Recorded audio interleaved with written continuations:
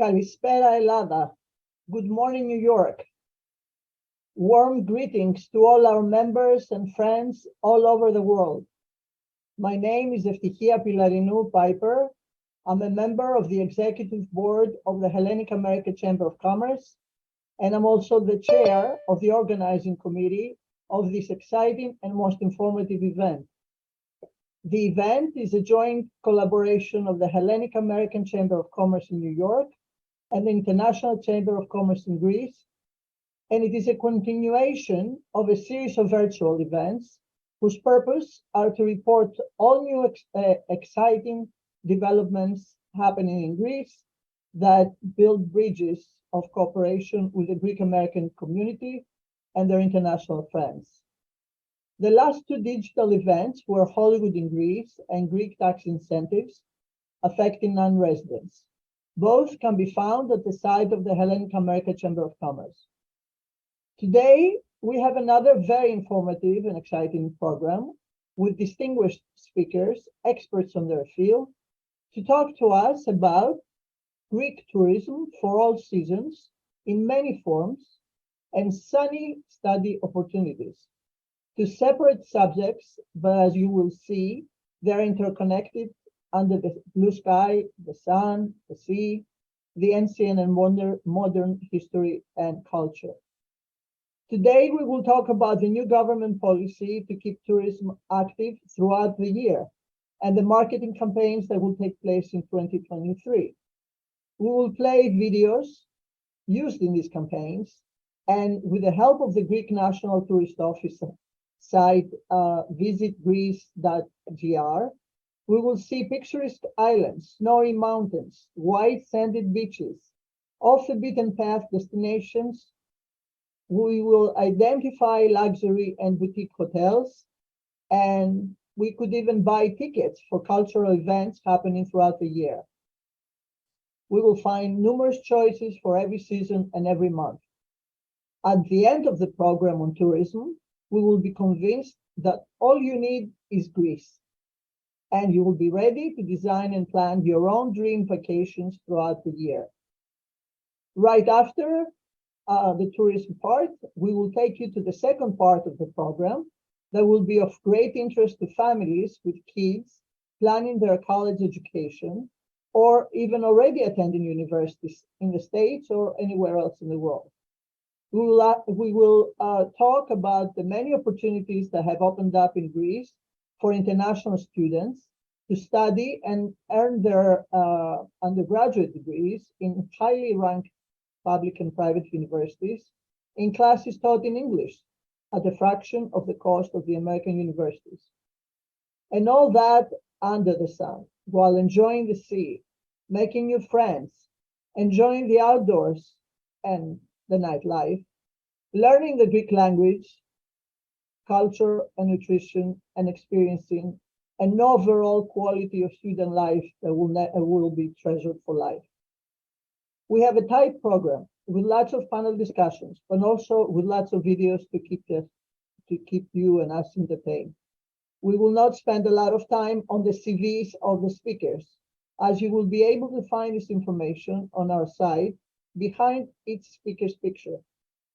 For those that miss any of the panels, we will have the whole forum available at the site of the Hellenic American Chamber of Commerce in a day or so. Allow me 2 more seconds to thank our sponsors, the Red Apple Group, MacArthur Properties, Alma Bank, Clay Maitland, and Constantin DB. And now we're ready to start our program. We will begin with the welcoming remarks from the 2 presidents of the organizations, Mr. Athas Ioannou, President of the Hellenic American Chamber of Commerce, and Mr. Petros Loukas, President of the International Chamber of Commerce in Athens, in Greece, Hellas, and the Mayor of Sparta. Athas? Hello, Icc-Hacc. Thank you very much.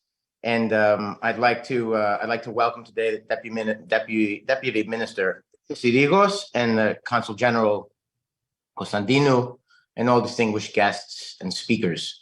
Thank you for attending today. I'd like to say that this is a very important program. We all know how important tourism is to Greece, and this is an unconventional look at that industry, which I think is very interesting for everybody, as opposed to just thinking about Mykonos and Santorini all the time.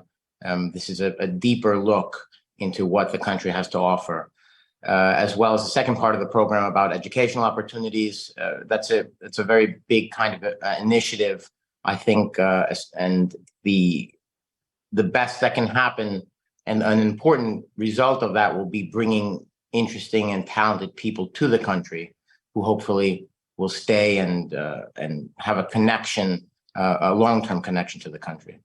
So, and I'd also like to follow up with Icc-Hacc, what she was saying, George Piperias, a few people who did a tremendous amount of work to put this together. George Piperias, Alexander Mitsakis, and Icc-Hacc, Pilarinu Piper. An amazing amount of work was put into this, coordination with all the parties involved. And I'd just like to thank you very much for that. So now I'd like to pass to Petros Doukas, the president of Icc-Hellas. Hi, Petros. How are you? Hi, thank you, Athas. From the mayor's office in Sparta, you can see the flags behind me. First of all, let me congratulate Effie and George and you, Atha, and all the teams that worked very hard on both sides of the Atlantic to make this very, very exciting symposium a reality, and many, many thanks to our sponsors. Indeed, tourism is a heavy industry for Greece and for my region here in Sparta.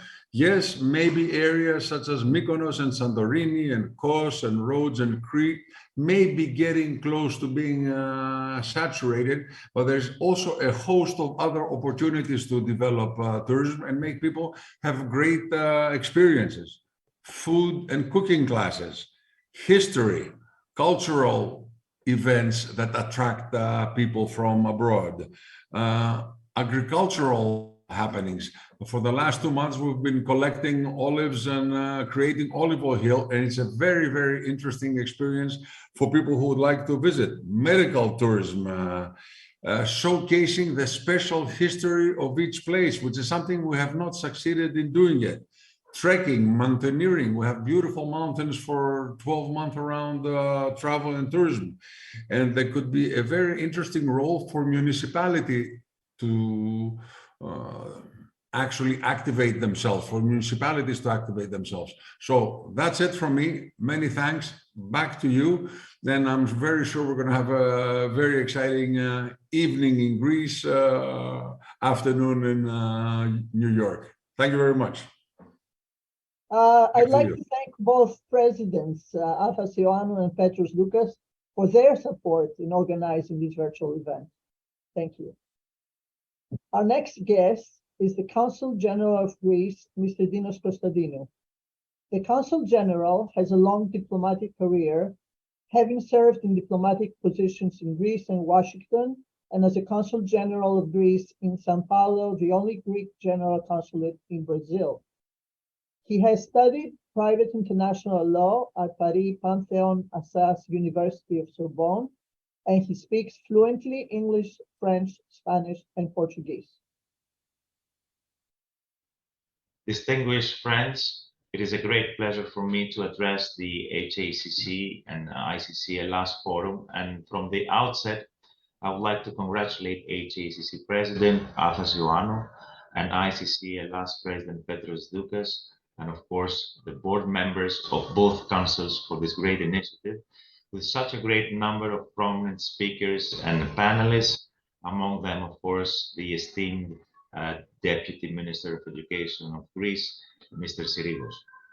All these years, the Chamber has been fundamental in fostering and promoting economic relations between Greece and the US, while giving many companies, both Greek and Greek American, the opportunity to invest and, of course, adapt to the ever-changing economic and investment environment here in the US.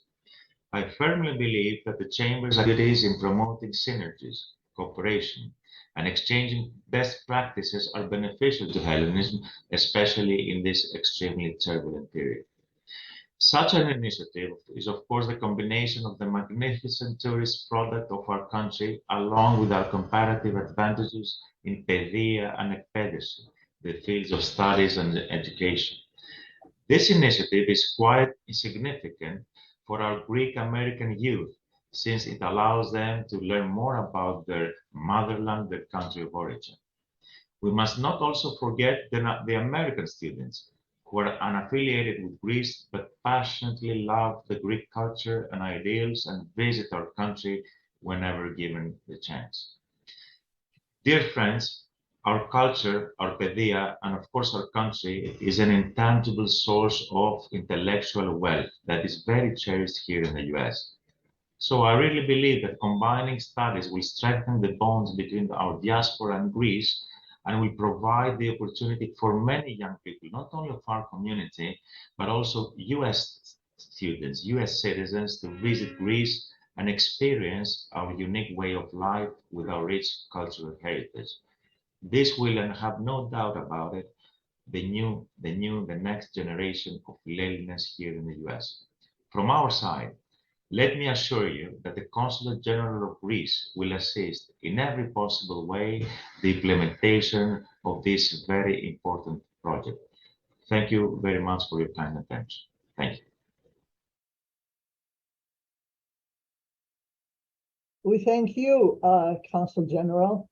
I'd like to mention that in the short time of 4.5 months that our Consul General, Mr. Kostadinov, has been in New York, he's been very active in the Greek community and in community events, and he's a strong supporter of the Chamber and this virtual event.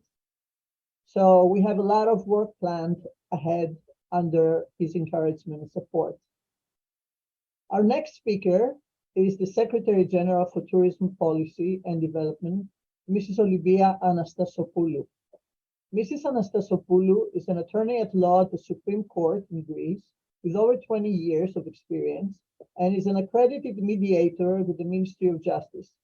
She has been involved in politics for a long time and has worked with major law firms and companies in Greece and abroad. She speaks English, French, and German. She has a very long and impressive resume, which you will find at our site when you double-click her picture. We will play a short video from the Greek National Tourist Organization campaign, and then we will go into her pre-recorded presentation.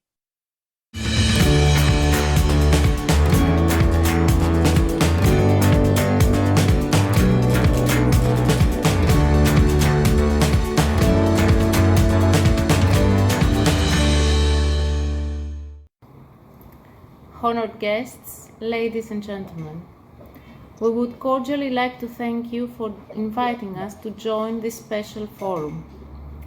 The main mission of the Ministry of Tourism of the Hellenic Republic is the formulation of the tourist strategy and policy and the executive planning of the tourist development of Greece within the governmental policy framework. Our vision leads to the preparation of short and long-term programs to enhance the Greek tourism ecosystem with regards to competitiveness, to support George, investments, okay? promote tourist education and training, and coordinated communications to promote the country's image abroad. Our tourism strategy promotes Greece as a year-round attractive destination that offers unique, authentic, and unlimited travel experiences, and aims to create a new model of sustainable high-quality tourism through the diversification of the tourist product. All of our initiatives are focused on increasing Greece's international travel exposure, mainly through the extension of the tourist period, the enhancement of the tourist product, and the improvement of competitiveness according to a sustainable tourist development model. Our key priority is the strengthening of the authenticity and the resilience of tourism, as well as the upgrade of tourist establishments by providing high-quality services with low environmental footprint. Within the framework of the National Recovery and Resilience Plan, the Ministry of Tourism of the Hellenic Republic runs the project 16931, Tourist Development, which focuses on the diversification of the tourist product through thematic product development and special interest tourism, mountain tourism, health and wellness, agro-tourism and gastronomy, and most importantly, the upgrade of our tourist ports, our marinas, are some of the main sub-projects.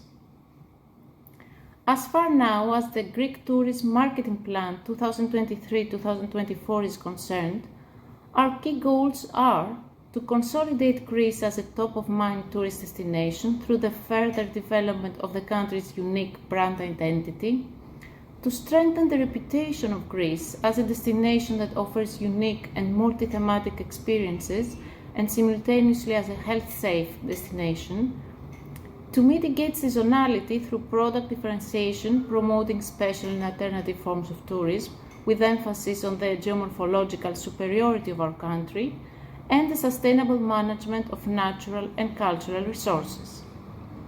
To strengthen traditional inbound tourism markets and develop new ones, especially following the strategic prioritization of the Ministry of Tourism in accordance with the Annual Action Plan 2023.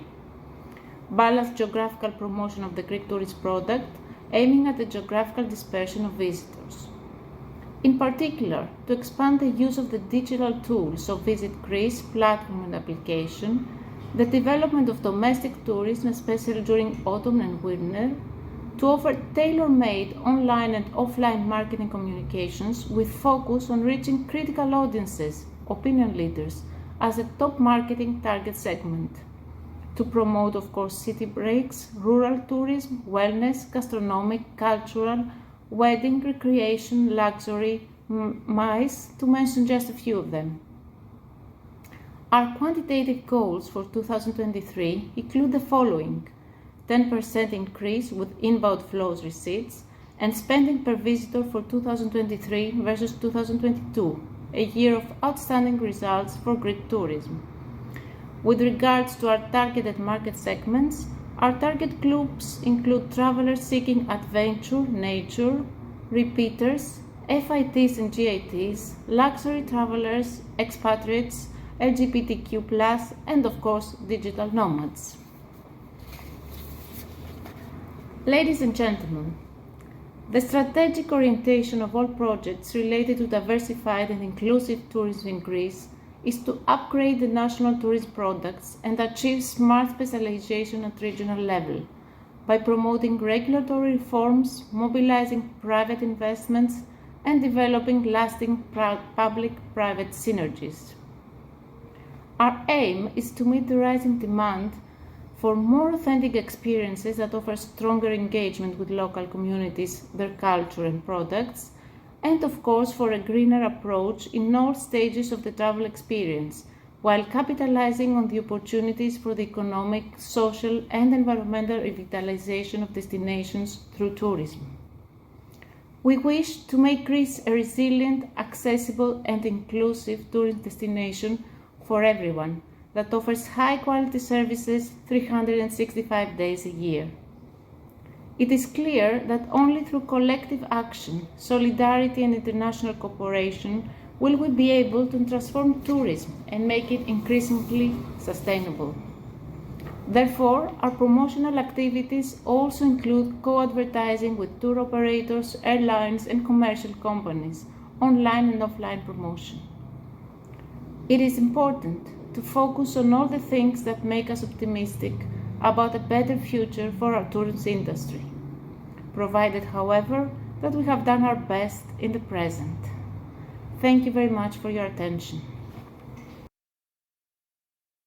I would like to thank the General Secretary of Tourism, Mrs. Anastasopoulou, for her very thorough presentation. Our next speaker is Mrs. Icc-Hacc, the President of the Greek National Tourism Organization since 2019 and Ambassador for Tourism in Icc-Hellas. From 2004 to 2012, she was elected multiple times as a member of the Greek Parliament. Ms. Icc-Hacc holds a degree from the School of Architecture and has a significant career in acting.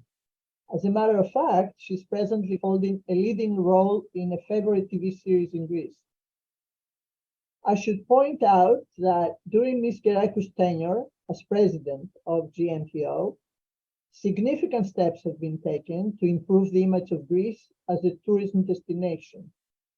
As a result, the brand name of Greece is now high up in all categories. Her message follows after another short video produced by GNTO.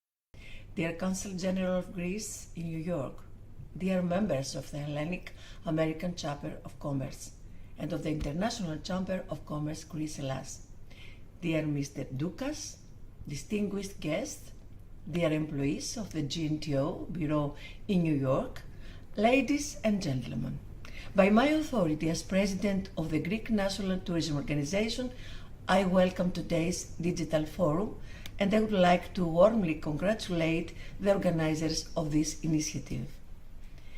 As you all know, 2022 was a great year for Greek tourism, despite the repeated international crisis. The brand name Greece is consistently in the top 5 of international destinations, is third worldwide in the Sea and Sun category, and 8 out of 10 investments in the country in 2022 were related to tourism. It seems to have more than 20 billion revenues. At this point, I would like to mention that the influx of tourism from North America was crucial. It was something that the Minister of Tourism worked for, as did the entirety of the GNTO, especially the executives of the Bureau there, and of course, I couldn't fail to mention the work that all of you contribute, and we kindly thank you for this. As for 2023 now, I would like to offer you a short presentation of the overall strategy of Greek National Tourism Organization. Then our excellent executives from the Bureau in New York will present you with data for the US market.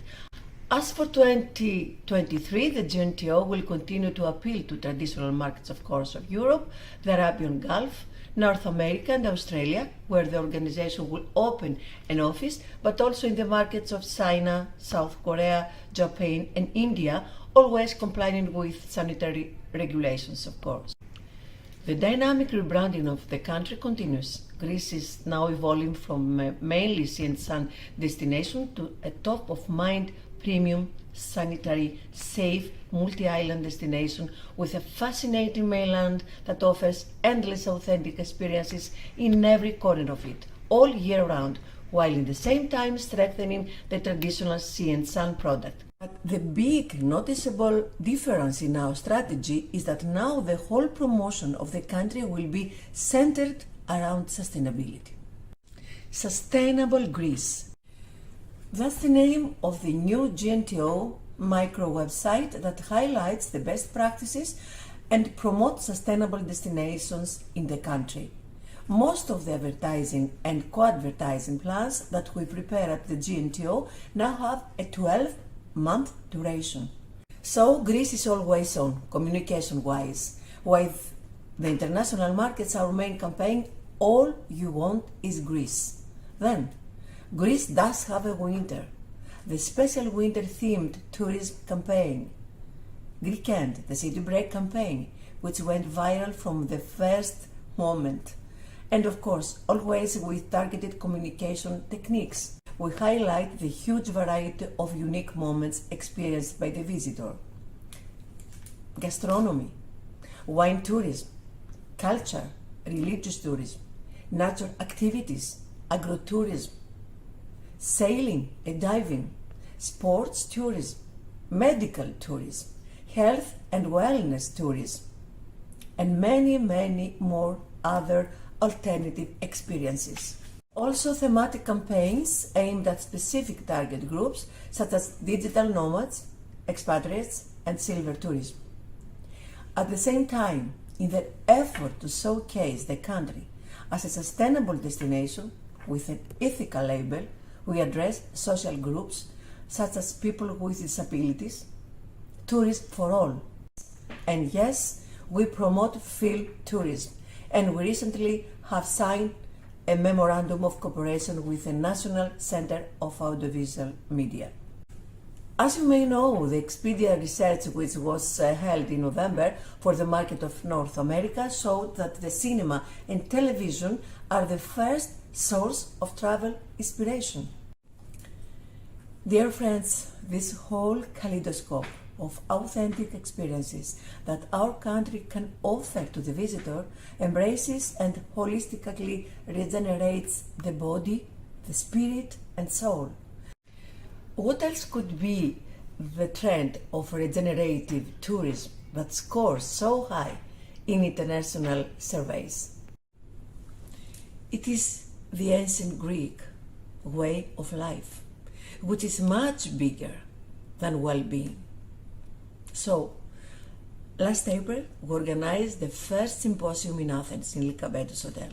Greece, the country of Evzine, the title. Sustainable hospitality economy in connection with the Greek Mediterranean diet and culture.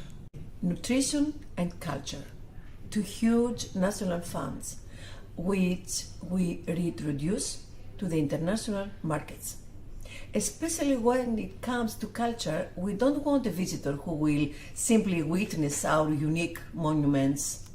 We want an active participant and culture creator. Here, digital technology will contribute to creating an interactive relationship and personalized experience for the traveler.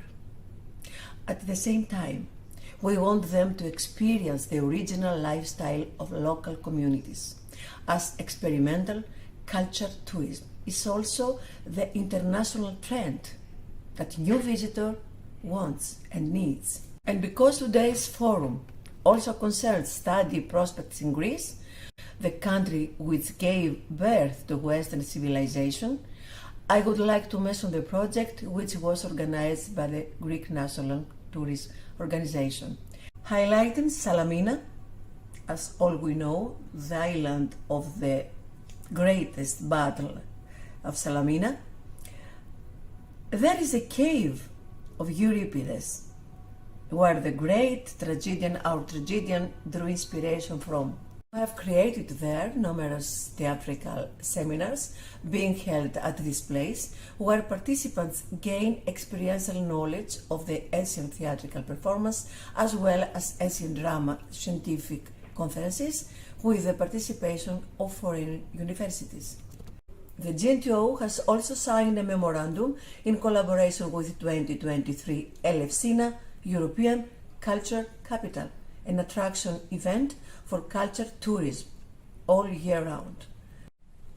With our 17 offices abroad, by participating in international exhibitions with our news ecological kiosk, by organizing farm trips with public relations actions and events, with our own upgraded digital media, the portal and the Visit Greece social media, the GNTO puts culture, Greek tourism dynamically in a new era. Yes, Greece can be a sustainable center of culture tourism.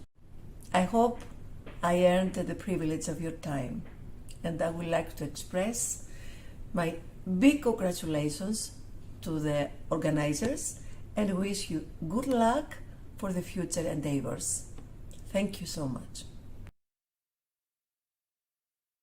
We extend our sincere thanks to the President of the Greek National Tourism Organization, Mrs. Gerekou, and her team for all their efforts to make 2023 another great year for Greek tourism. I saw that Ms. Gerekou mentioned the impact movie productions and television platforms can have as a first source of travel inspiration. And she also mentioned some thematic campaigns that included digital nomads and expatriates. Both these subjects were covered by our prior two virtual events organized by the Hellenic American Chamber and Icc-Hacc, named Hollywood in Greece and Greek tax incentives affecting non-residents, which I think I mentioned before. You can find these virtual webinars at our site under prior events. And now let's go right away to her New York team for North America that you can find at the New York offices of the Greek Tourism Organization of North America at 800 3rd Avenue. Would you have another video, maybe?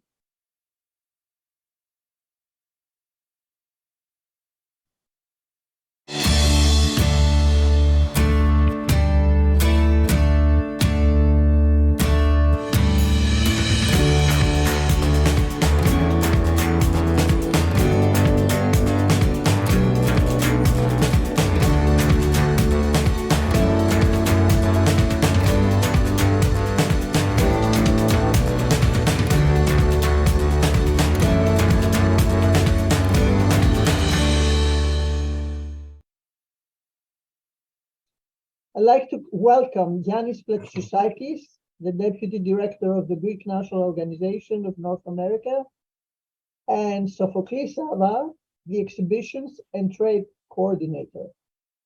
We will start with Yannis, who will present to us the Greek National Tourism Office and how it promotes tourism in Greece. Yanni? Thank you, Ms. Pilar Piper. Good morning from New York. My name is Yannis Plexousakis, and I'm the Deputy Director of Greek National Tourism Organization North America Office. First of all, I would like to thank the Hellenic American Chamber of Commerce and the International Chamber of Commerce, Hellas, for the invitation and the great initiative to organize this virtual forum. As you already know, last year, 2022, was a fantastic year for Greek tourism, exceeding all initial expectations, despite unfavorable circumstances globally, reaching the record levels of 2019, both in arrivals and revenue. Regarding arrivals from US, in 2022, we welcomed all over Greece around 1 million travelers from all states, just 200,000 less than 2019. And what's important to point here is that we reached that number in a year where just 60% of the Americans decided to travel abroad in comparison with 2019. To achieve and even exceed our goals, we designed a comprehensive promotional plan for the American and Canadian markets based on the yearly marketing strategy of Ministry of Tourism and GNTO. Our plan's two key objectives were the following. First, to promote Greece as a true 365 days destination. And second, to promote thematic forms of tourism and experiences, including luxury tourism, MICE, wellness, gastronomy, and adventure. For the American market, we design and run advertising plans with major travel OTAs like Booking, Kayak, TravelZoo, Virtuoso, and StudentUniverse.com, reaching millions of targeted audience. We have placed targeted promotional advertisements in popular media platforms like Lonely Planet, New York Times, Global Traveler Magazine, Travel and Leisure, Condé Nast, and Wall Street Journal, and also in various Greek American media. Our office ran also co-advertising plans with major travel agencies like Internova Travel Group, Kensington, Colette, and Signature Travel Network. At the same time, we had a close cooperation with major airlines and designed promotional plans to support the direct flights to Greece, including Delta, United Airlines, and Air Canada. Last year, we had 9 direct flights a day between Greece and America's largest airports, corresponding to over 60 flights per week. Additionally, we participated in many travel exhibitions, B2B events and roadshows, and we organized also farmer press trips to Greece in collaboration with Greek municipalities. Our country was also honored with various awards from the American travel market. For example, Best Destination and Best Cruise Destination in Europe by Travel Awards, along with the second Best Tourism Board Award for our organization, And finally, I was honored to receive on behalf of Greece the best tourism destination in the world at Global Traveler Awards last December in LA. GNTO USA office will continue to implement our country's national strategy for tourism and explore new ways and opportunities that will allow us to welcome more Americans in Greece all year round. Thanks a lot for your time. Thank you, Yanis. You actually covered a lot of the questions that I had, and about the prospects of the Greek tourism in 2023 and the plans that you have for the US market. So I'm going to go right into Sophocles' presentation.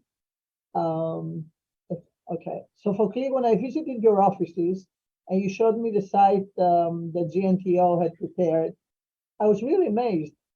You explained that this is a great tool for you to make your presentations of Greek tourism to travel agents and people in various aspects affecting the industry. I would like you to talk to us about that, but after we had a chance to see exactly what we can find roaming through this site. Now you have all our attention. Take us this virtual exploration of destinations in our beautiful country, Greece. Beautiful. Thank you very much, Icc-Hacc. You actually covered my introduction, which I thank you for, but we're cutting a little bit of my time, which is good. I might be able to use it to show you a little bit more of the website.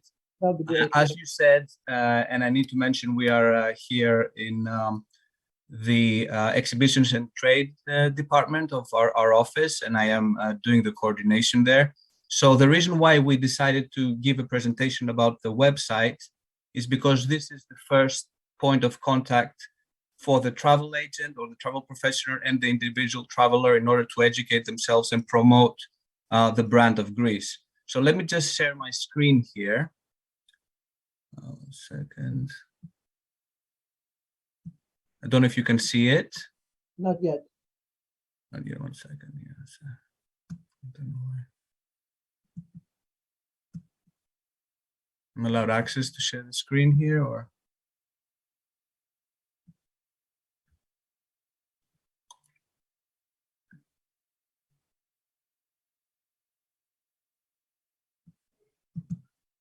Don't understand what. Sorry.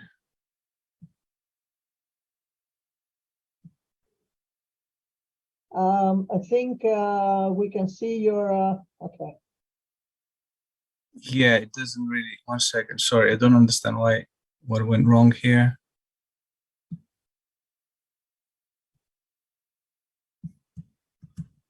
Yeah, something's up with that. Let's just leave and come back. Just give me 1 second.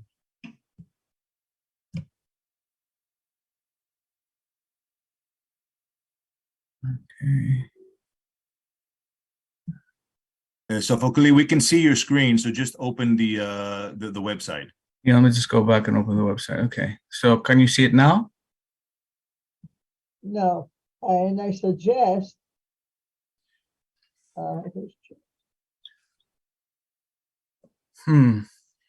Okay, that's not working. maybe we can take, you can show us a video while he's working this out, George. Maybe you can play a video. Okay, let's go to a couple of videos while we work out this technical issue. Thank you. Exactly. Thank you.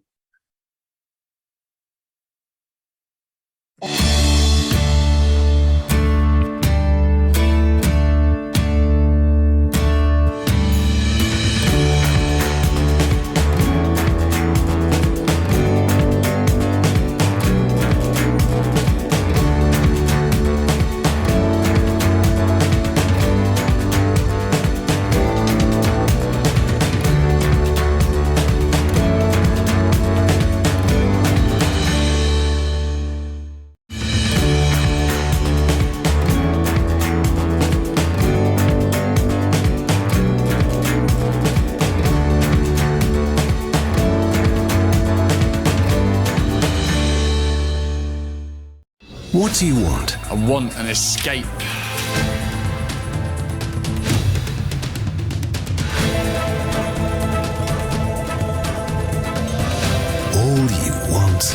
is Greece. Hey you, what do you want? I want to see the sun. I want an escape.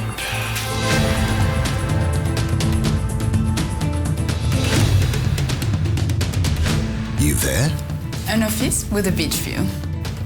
I want a natural town.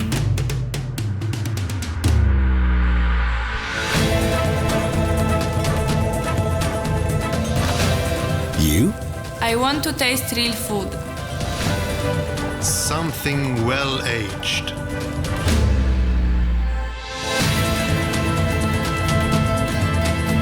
And you? I want to relax.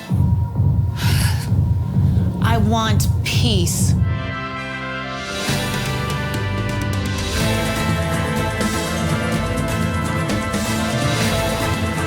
All you want is Greece. What do you want? A historical escape.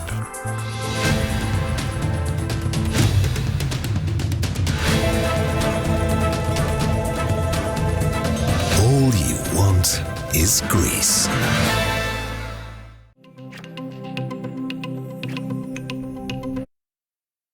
Okay, beautiful. Sorry about that. It was a technical issue, but I think we're over it. So I'll just skip a couple of steps. Let me start with the landing page. This is probably the most important thing for me. I think this is a very interesting aspect of the website because it gives you an idea of seasonality. It always starts with the current month, which for the time being is January. And it gives you options and information about what to do and where to go within the current month of January. So for example, you have a few options down here. If you want to visit a destination that's more suitable for the winter, you can go to Florida, for example. It gives you information about the temperature, different trends in weather, also the temperature and the weather for the next week, a gallery, which gives you all the pictures that can entice you to go to that destination, and also information about what to do there, for example, with regards to culture. People need to know about this, the Museum of Contemporary Art, for example, or some other features of the destination, which is very big on nature. It has beautiful lakes, fun facts, and you can get inspired by the information on that specific destination. But of course, people do not always want to travel the month that they're looking at the website, which makes it more interesting. If you click on the Seasons tab, and you want, for example, to travel in July, you go to summer mode, and it gives you options similarly to the ones in January, but for July. For example, different islands which would not be accessible in the month of January are very popular in the month of July. You can select something that tickles your interest and go have some information about it. For example, if you go to the island of Skopelos, it gives you a general tour of the island,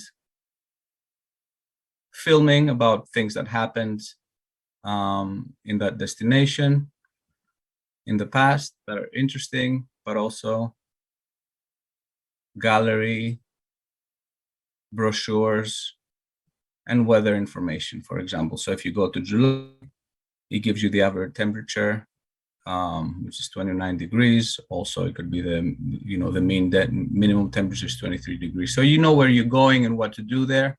So this is a very good feature of the website. But as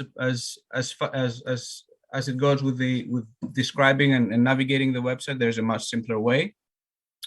There are 5 different sections on the website here, beginning with places to go.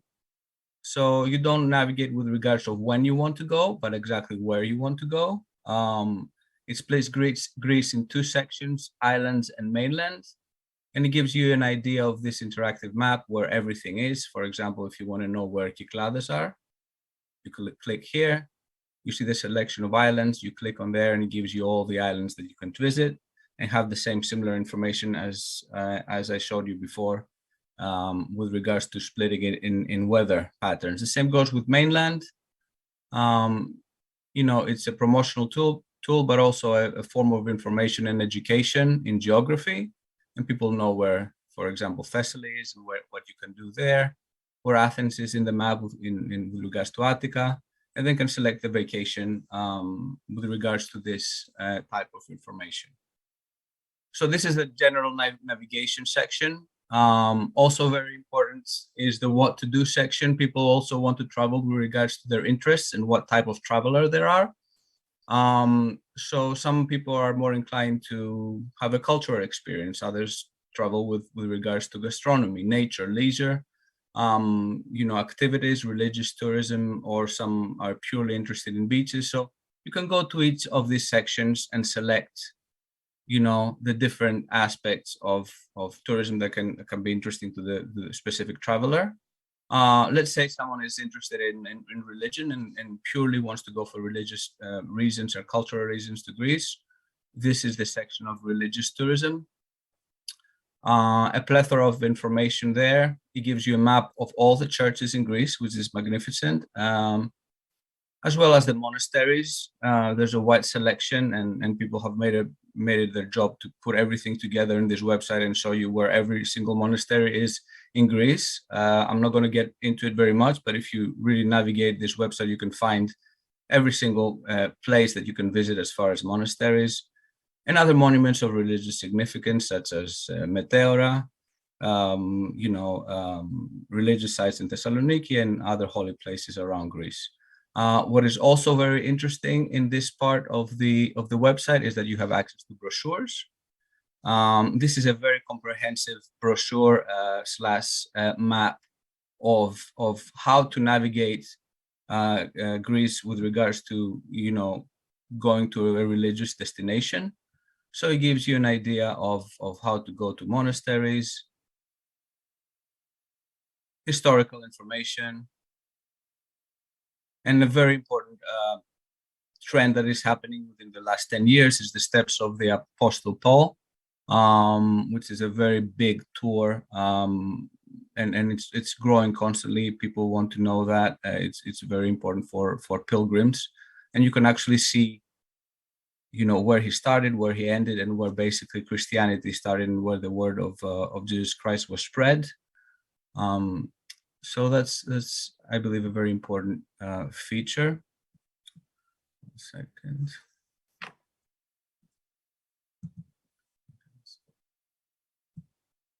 Okay.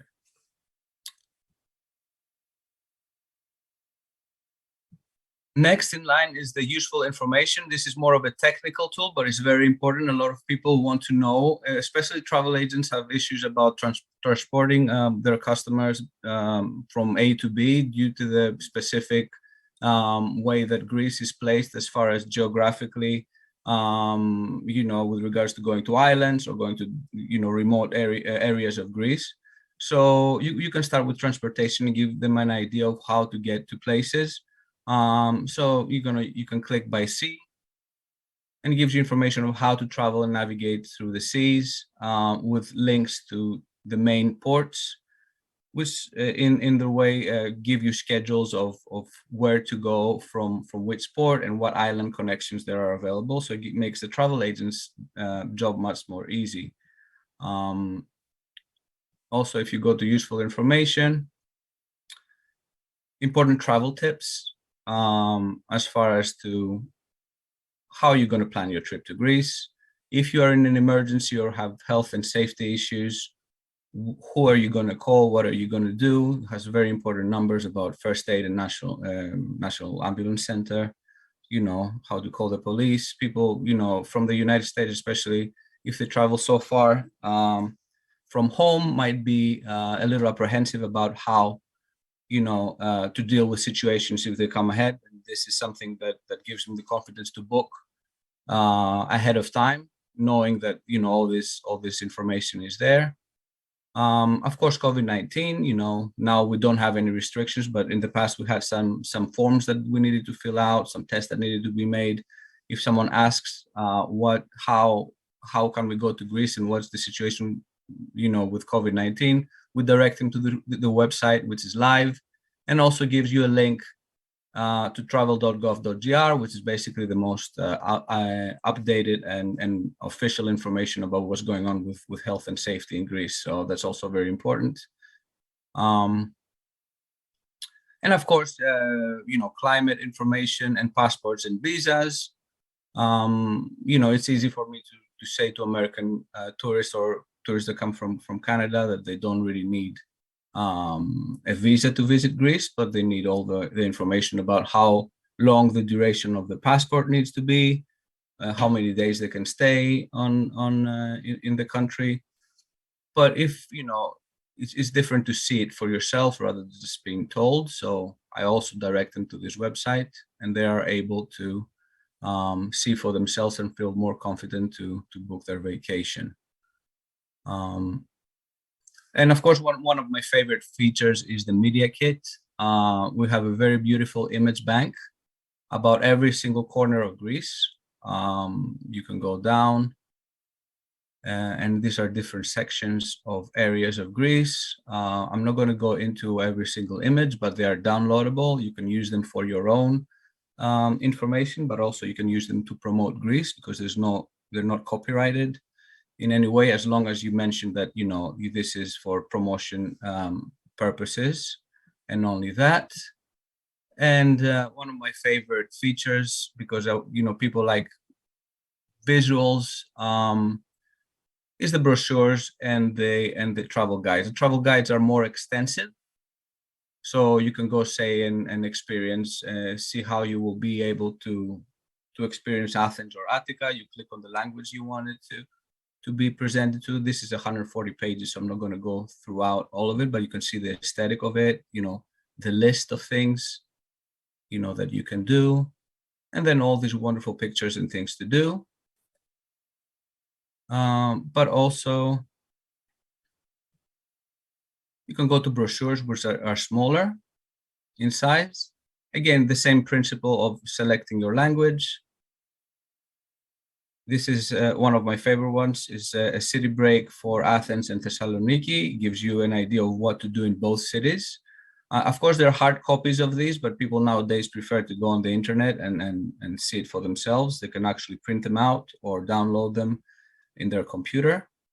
And then you have an idea of what to do as far as day trips and culture and history, things to do during the night, have nice strolls in Athens, and gives you a concise way of knowing what to do within 3 or 4 days if you visit one city or the other.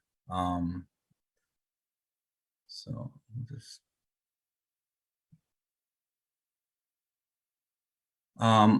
Again, a very important part that is, I'm quite impressed by this feature of the website is the events. This is a live website and it does it in the best possible way. Imagine if you want to go to a city or a country and you have a favorite act or a favorite musician that you want to see, and you do not really know if they're actually are visiting the country that you're going to. So, for example, a lot of people miss out on opportunities that cannot be offered to them by their travel agents because they don't really know about it. Let me just give you an example. Say you are interested in music and you're going to Athens in the month of, say, let's pick one month. Let's say you go in Athens in the month of July. So here there's all these wonderful international acts that are actually happening. You might actually go to Athens and know nothing about it. And you might be a big fan, say, of Robbie Williams, and you're there on the 1st of July of this year. So you can check it out, see, oh, okay, my favorite act is actually going on in Athens at that time. And it tells you where it is happening, when it's happening, actually what time is going on, the price of the tickets. It's at the Rockway Festival. You can actually go on the link, buy your tickets ahead of time, and have a wonderful experience other than just going to Athens and seeing, the antiquities and everything. You can actually see your favorite act. This is something that many people are very grateful because it changes the tourism experience completely. And I think that's a very good feature of the website. just and finally, there's another interesting aspect. If you want to navigate a little further on the website, you can go on our blog section where there are, testimonials and interviews.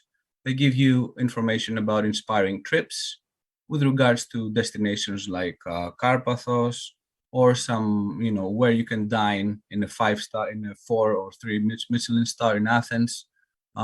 Things that you would need to do a more, comprehensive research in order to understand and find out. This is all available to you on the Visit Greece website. So okay. Events about carnivals, about different food markets, and exhibitions and art shows. So I think this pretty much sums it up.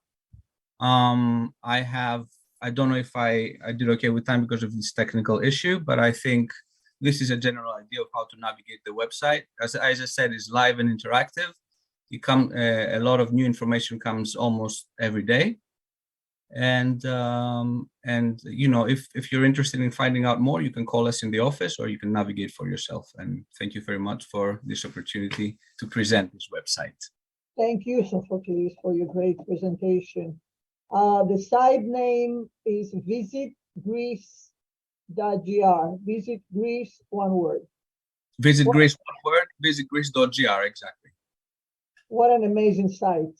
It's definitely a great tool for a travel agent to organize the trips with his clients. Absolutely. It's so easy to use. Every one of us can spend a lot of time browsing and roaming to get to know Greece better and also plan his own vacation and anytime during the year. Exactly. And without missing the cultural events, the festivals, finding ideal accommodations, all the wonderful things that you described to us.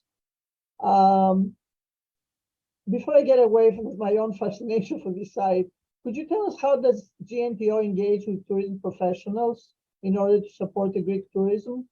And we're going to do this with a few words only because we are definitely running out of time. Running out of time. Okay, let me be brief with that. We as far as the trades and exhibition department goes, we, apart from educating and promoting Greece, and talking to people about it, we do participate in the major exhibitions in the United States and North America. We do IMEX, which is for conferences. This is in Las Vegas every year. A Sea Trade, which is in Florida.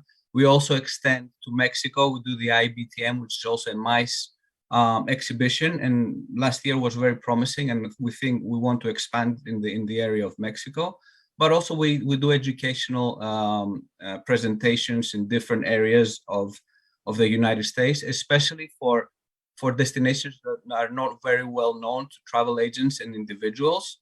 So we go to ASTA conferences, USTOA conferences, Delta Vacation Universities, and personally I go and present, different destinations that are featured in their selling programs. But I try to steer them away from just, selling the same things over and over again, so we can expand the area of Greece and make people understand that every single place in Greece is interesting and good to go.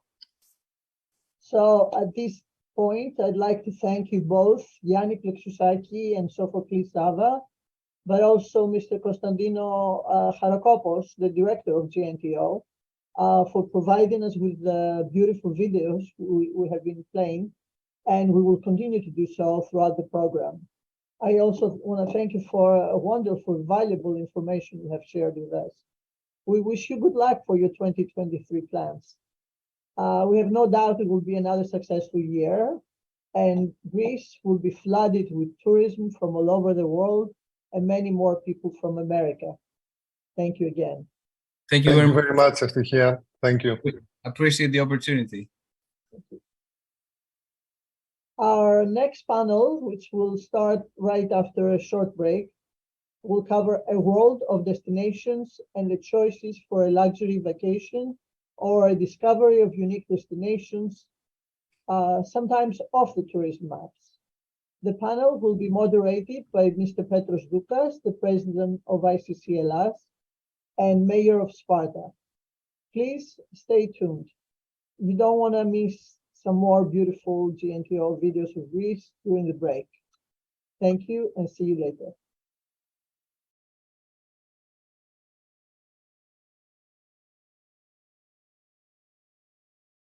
Hi, my name is Otto and I'm from Klagenfurt, Austria. And I strongly suggest that if you're thinking of visiting Greece, think twice. It was 2013, I had a burnout, so I took a plane to Greece. From the moment I stepped my foot on that country, something weird started happening. It was the first time I was feeling this way. Strange, I guess. A little bit awkward at the beginning. You know the Greeks. Always trying to connect with you. And all this sea and sun and white, tiny houses everywhere. Look at me. Can you imagine? But no matter where I traveled, it still felt strange. In some places, I remember I could even hear my own breathing. Anyway, listen, think before you go. Why? I told you, my friend, it's that feeling. Once you're in Greece, you will want to stay forever. And maybe you do.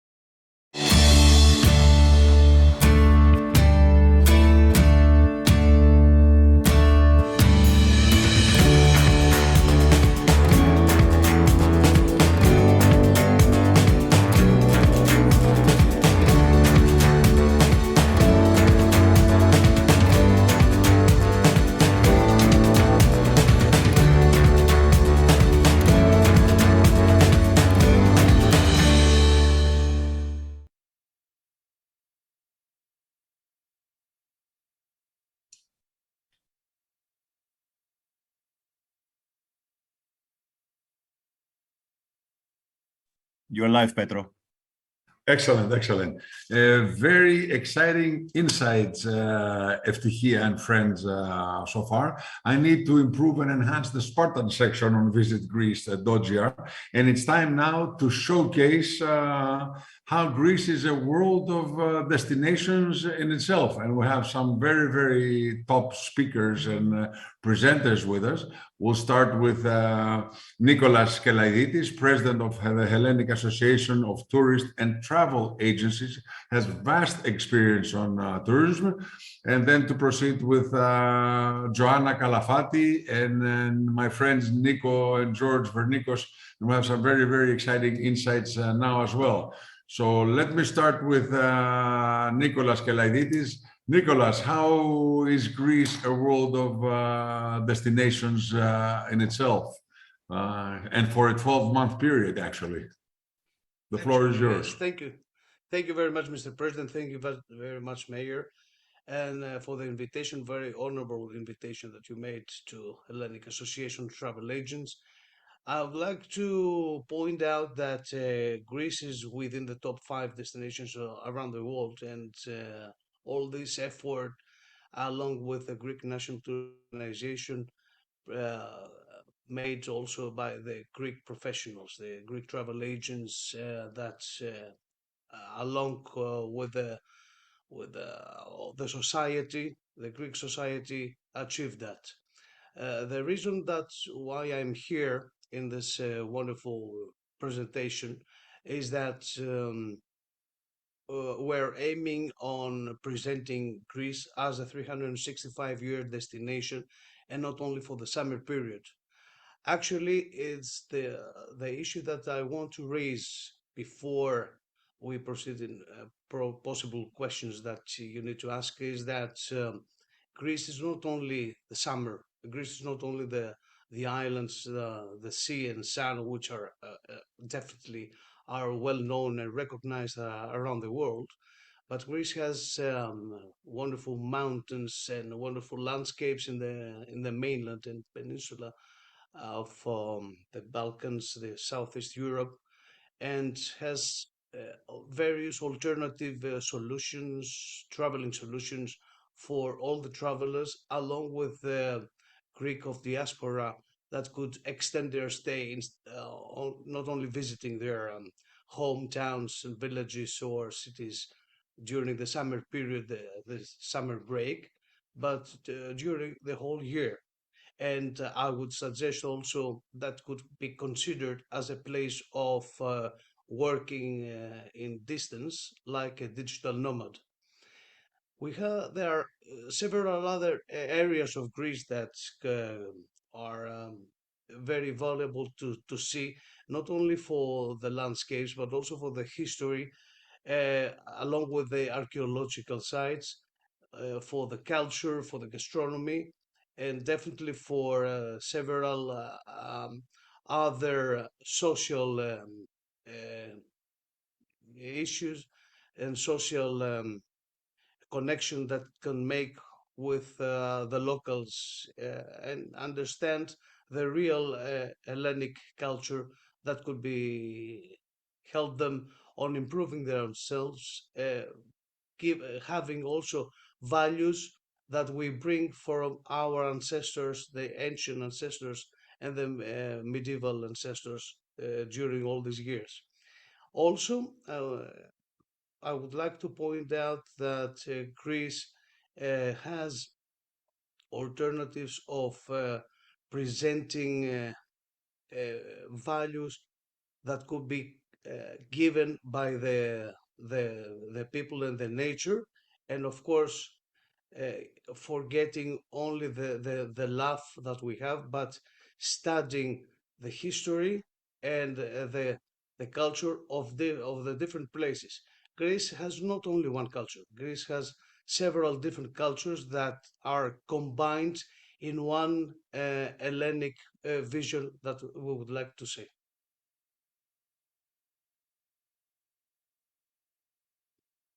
Thank you very much. Very, very interesting. Before I get back to you, Nicholas, I'd like to give the floor to Joanna. Joanna is an actress, is a writer, is a travel influencer, she's a producer. Even though she's very young, she has done a lot of things so far. Joanna, what is the message? How can we attract people to find what they're really looking for in Greece on a 12-month basis? Well, first of all, thank you for having me. Good morning from Los Angeles. I actually have a short presentation on this right here. So basically talking about the travel trends of today. When we look at travel in the current market, the fastest growing segment of people who are millennials are actually currently in their 30s and 40s, believe it or not. And a rapidly increasing number of them are interested in what we call experience tourism. So authentic local experiences that are subdivided into things like culture and gastronomy and adventure. And the studies have shown that they prefer this. They prefer lifestyle boutique hotels. That's what has driven the rebounding of tourism since COVID happened and we all went into lockdown. So what does this mean for Greece? In my view, Greece is very well poised to take advantage of this trend because we have so much to offer that is exactly what tourists are looking for. Basically, a very high percentage of hotels in Greece are locally owned, family owned. They provide the kind of boutique, personal one-on-one experience, authentic food served, authentic Greek hospitality that tourists want to experience. There's been a decline in the popularity of all-inclusive resorts and, going to massive places that don't really give you a sense of place and aren't sustainable and aren't integrated with the community. And besides Joanna, sorry for interrupting. If you can make it full screen, please. Thank you. Yes. It's telling me it is full screen for some reason. It looks like. Yeah, but it's not, Okay, continue. yeah, it says view exit full screen, so, okay. Anyway, so one of the things we can do, the many things we can do, since we have such different cultures throughout our country, since our gastronomy and our diet and lifestyle are valued throughout the world, we can really promote these things to get more people coming to Greece for different kinds of experiences. Because right now, as many people have discussed on the panel, Greek tourism is definitely rising. That's not an issue. We have more visitors every year than the year before. We're definitely going to have people coming, but the point is not if we get tourists, but how we get them and where we get them and what kind of tourism we are getting and promoting. So number one is, as people have talked about, promote all kinds of different Greek destinations outside Athens, Mykonos, Santorini, Paros, the very well-worn kind of Greek route, if you want to call it that. And promote Greece throughout different times of the year for people who want to come for adventure, for hiking, for rock climbing, mountain climbing.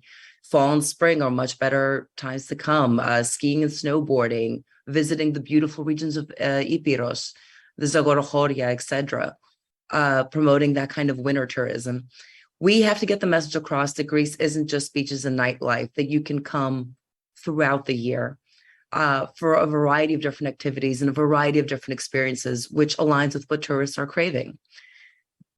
So some examples would be agro-tourism, where tourists and rural citizens can benefit each other. You can either go see how a farm operates, see how dishes are made, see how everything goes from farm to table, stay at an agro-tourism resort or to farm yourself, promote the wellness we have in Greece, our lifestyle, our gastronomy, Lutra, thermal springs, a lot of nature retreats. If you've been up in Epirus, especially parks like Dzumerka and Vikos Gorge offer so many opportunities for multi-day hiking trips, camping trips, just relaxing in nature, and of course our culinary experiences that the world knows and loves. And at the end of the day, we want to encourage positive and mutually beneficial experiences between tourists and locals, because we want to make sure tourism is harnessed for the good of Greek people, and we don't have any local backlash, first of all. And second of all, the Greeks benefit from all the money and people who are going to be coming into Greece. And now we just get to look at some pretty pictures of the adventure destinations of Greece, like Mani, Pylio, Crete, Epirus, Kalimnos, very much known for rock climbing. Cultures and cities outside Athens that can be beautiful city breaks. For example, Thessaloniki, that does have direct flights from many countries, as well as smaller cities that have a lot of history and local culture that is very specific to them, like Xanthi, like Areopoli, Monevasia, Ioannina, Pylos, Metsovo, Nafplio, which is a great romantic destination for a lot of Greeks and very locally well known. And then, of course, our islands, but also promoting some of our more alternative island destinations. For example, Astypalia, again, a favorite for local Greeks, Syros, Serifos, Lefkada, Limnos, Paxi. There's a picture here of Mytilene too, Kythnos. There are so many islands that offer a wide range of experiences. So if we make that association with travelers coming in, for example, come to this island to completely disconnect, digitally relax, etc. Come to this island for adventure. Come to this island, Ikaria, to experience what it's like to be in one of the 7 blue zones in the world, known for its longevity. We can really promote so many alternative destinations in Greece that are currently maybe underserved by international tourism. And that is it for me. Thank you very, very much, Joanna. Very, very interesting insights. And before I go to George and Nico Vernico, maybe I can add a little twist. It seems that there could be a good connection between tourism and investing, where the message is come and invest in the country you enjoy being in. And already there has been a very large Greek group that has set up offices in the island of Spetses. Just following this idea, I like to be there. Let me also do some business there. George, what are your insights? Let me take the floor first. Okay, Nick. As the honorary president of the International Chamber of Commerce. As the older brother or as the president? Both. No. I'm the older. Yeah, I'm the old, but he looks older. So I want to start to thank Icc-Hacc and all those who are involved with today's forum. Together with my brother, we decided to make a premiere today. So you see, it's the first time we are put together, and I assume it is one of the rare times that two speakers are in the same camera. This is because today it's a holiday. Glyfada, where I'm now, is a fantastic place. It was sunshine today. We had a walk, which proves that really Greece is the destination for all seasons. So I take the floor, first of all, to congratulate the Consul of New York, Dinos Kalafatis. Today he's in the news. The main page of Katmerini, together with Monica Bellucci. So if the Consul is here, congratulations not only for what you did, but also for what you are planning to do to put Greece as an all-year destination. This is the purpose that we are going to speak today a little bit. And I'm going to leave my brother, who is the Secretary General of SETE, the Confederation of the Greek Industry, to say a few things about our country and the efforts the industry is doing. So, Petros, hello to everyone. I'm Petros, hello, George. Thank you for inviting both of us in this meeting.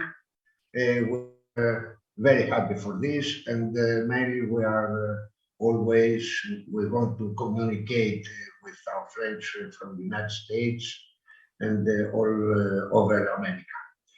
Usually, my brother already told you that I am the Secretary General of SETE, of the tourism industry.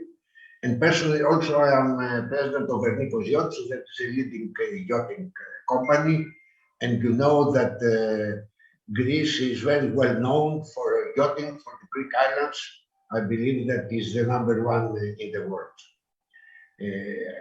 I have enjoyed all the previous speakers, both Nicholas Kelaididis, both Luana Kalafatis. They were very interesting about speaking about Greece. I don't want to repeat the same things. I want to come straight to the main points that usually we discuss when we are addressed mainly to the United States. So we are very happy that there is an increasing momentum from the United States to Greece. You know that 2022, it was a big increase in relative to 2021. There were more than 1 million citizens from the United States coming to Greece, spending more than $1 billion, and they were optimistic for 2023. This is always a discussion that when we are between ourselves in the tourism industry, we're discussing how optimistic we are about tourism for 2023. You know that 22, it was an excellent year. We have nearly the numbers of 2019. And we are all anxious about uncertainty that exists regarding energy, the war in Ukraine, the inflation, and we're asking ourselves how 2023 will be. I want to transfer you the message that according to all the information we have, 2023 will be also a very good year for tourism, and we wait many from our friends from the United States to come to Greece. Now, more specific, that is the most important thing. The most important thing that from the United States to come to Greece is how many flights you have. So until today, we have 56 direct flights from the United States. I want to say that a few years ago, there were not even one flight direct. It is very recent that they have started direct flights, and we see every year that there are more. They will start, 11th of March is Delta starts to make the direct flights with 5 flights per week, and from after 25th of March, it will be every day. Also, the Emirates will continue to have direct connection between Athens and the United States. And American Airlines will start its program from 5th of May. We have also direct flights from Chicago and Philadelphia. You know, these direct flights, not only from New York, but from other cities of the United States, it's something that makes us very optimistic. It is something new, very promising about how many the Americans will come.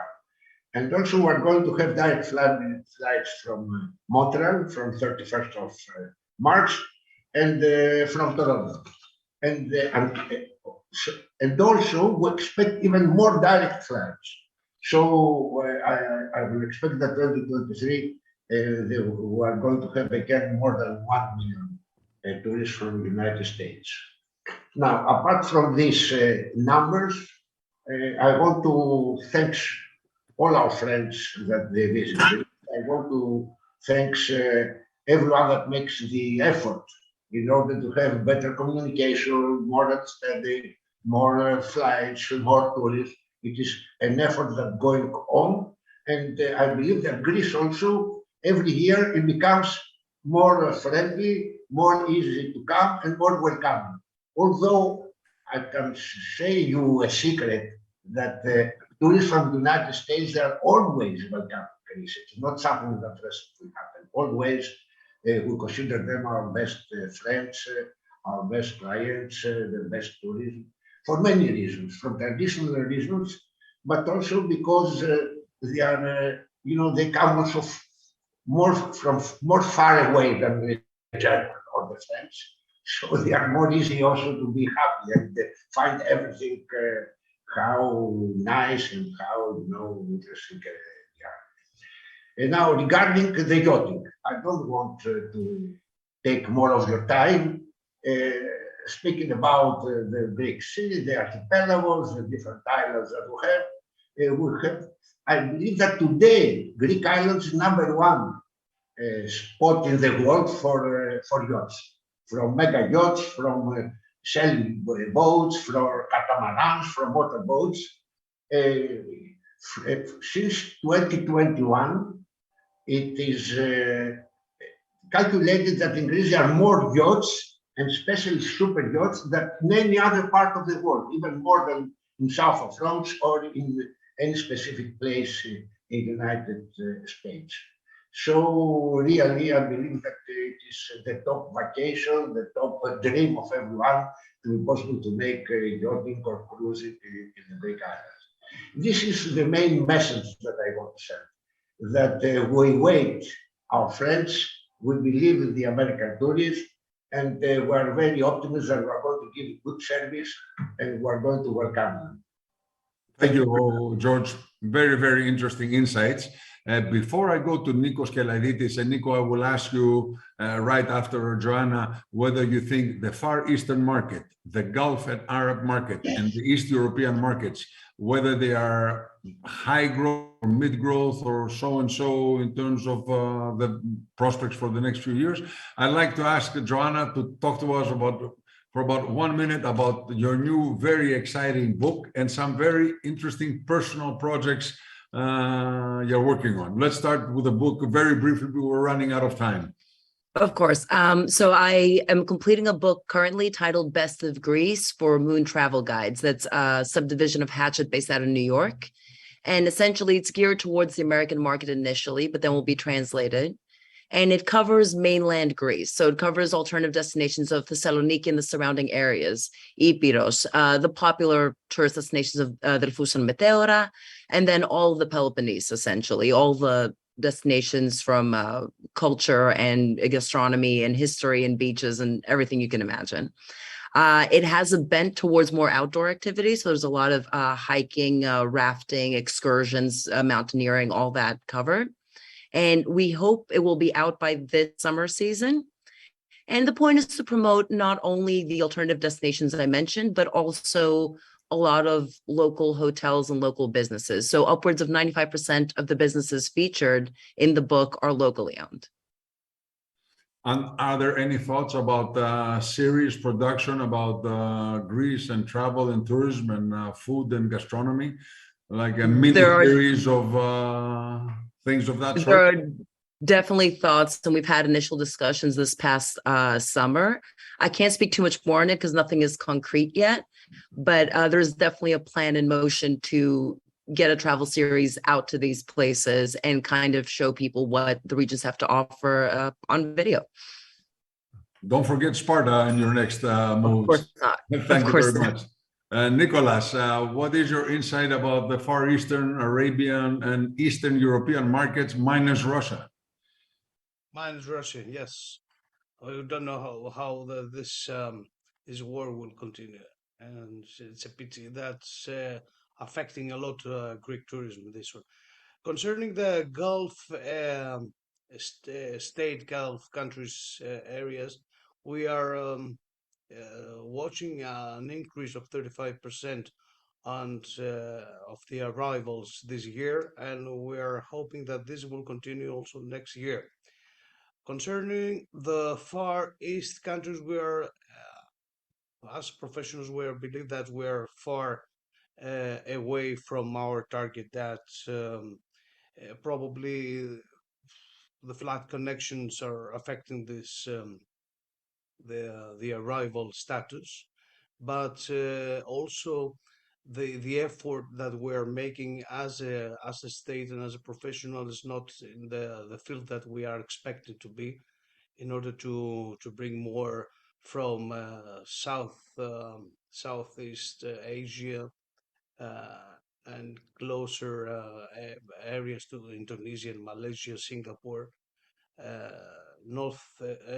South Korea and Japan. Japan used to be also a very good client, if I am allowed to say, for Greece 15, 20 years ago, but is affected a lot by our economic, the status of our economy, and they are the Japanese market and the South Korean market is very much affected by how the countries that they are visiting are well in economic status. We believe that with a new effort that we will begin along with the states, we will bring again in the levels of 2008, 2009. That was a wonderful year for these markets, but still a long way to. But our main concern at the moment as travel agent professionals is bringing back in their country, in their homeland, the Greek of diaspora from United States, Canada, Australia, and Latin America. Our next step will be focusing on that and Latin America as well.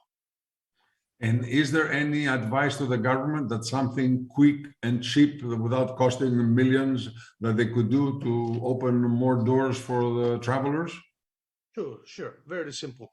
That we started already negotiations. We started already having contact. We started already signing a memorandum of cooperation with several local associations in various countries. Is bringing some professionals visiting Greece from all over the world, and to see how they can cooperate with the Greek professionals, promoting Greece in their countries as a unique destination. Excellent. Thank you very much, Nicholas. Very interesting insights.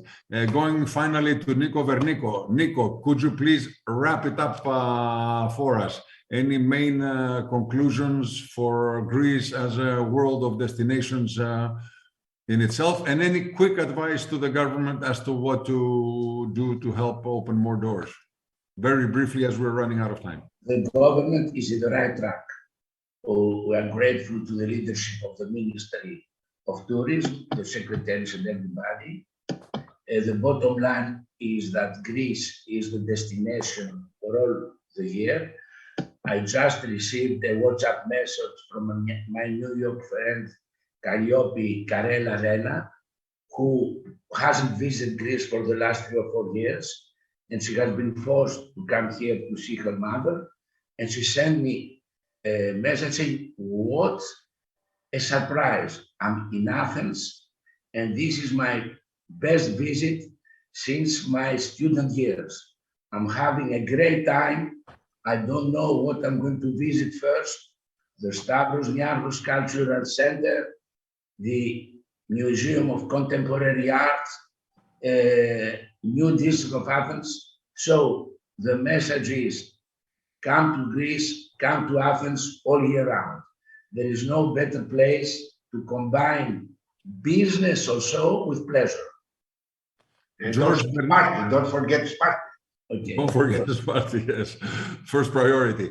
George, a final conclusion before we go to a very brief break. No, my final conclusion is that we are ready to welcome our friends from every point of view, from services, from quality, from our heart, let's say. Okay, excellent. And Joanna? Joanna, Then, please, Joanna, please keep in touch.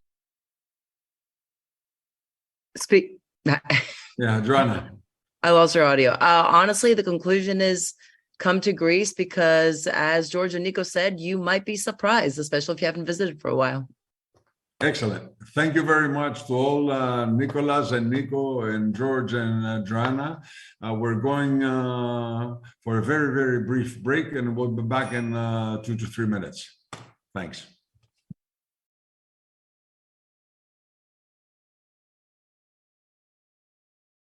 What do you want? I want an escape.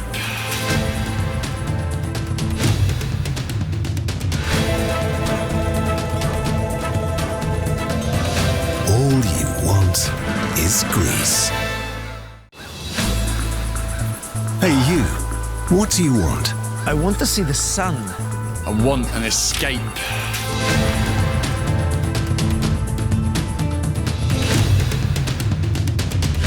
You there? An office with a beach view. I want a natural town.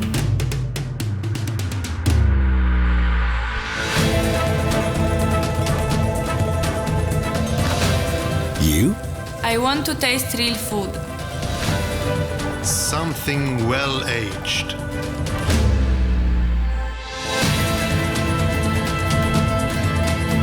And you? I want to relax. I want peace.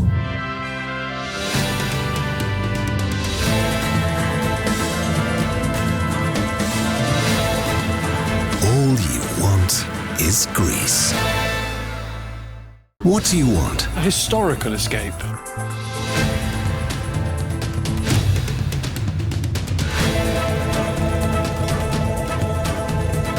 All you want is Greece.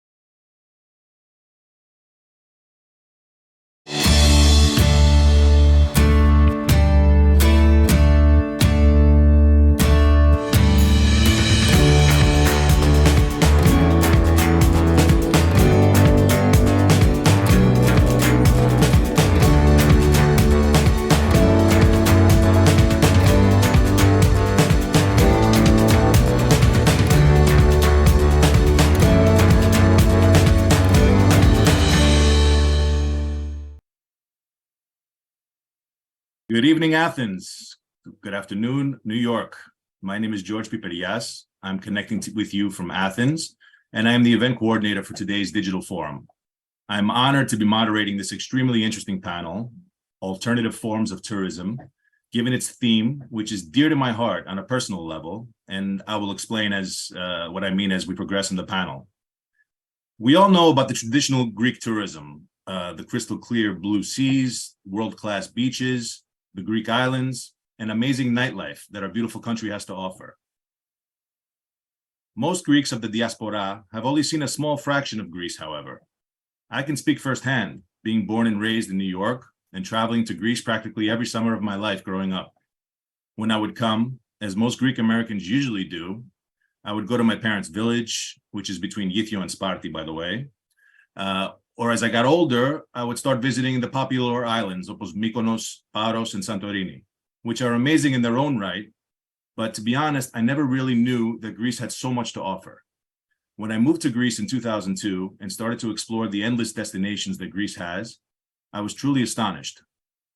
As was mentioned earlier in the digital forum, in recent years, the GNTO has made a concerted effort to emphasize promotion of alternative forms of Greek tourism, which we will showcase today through conversations with our three amazing panel speakers, who will discuss three separate alternative forms of tourism: athletic or sports tourism, gastronomy tourism, and finally, religious and cultural tourism. And with no further delay, I'd like to introduce our panel. We'll start with Effi Sfiri. Effi is a two-time Olympian, Greek national champion, and European champion in beach volleyball. She also collected a bronze medal in the World Championships of Rhodes in 2002 with her partner Vaso Karadasiou.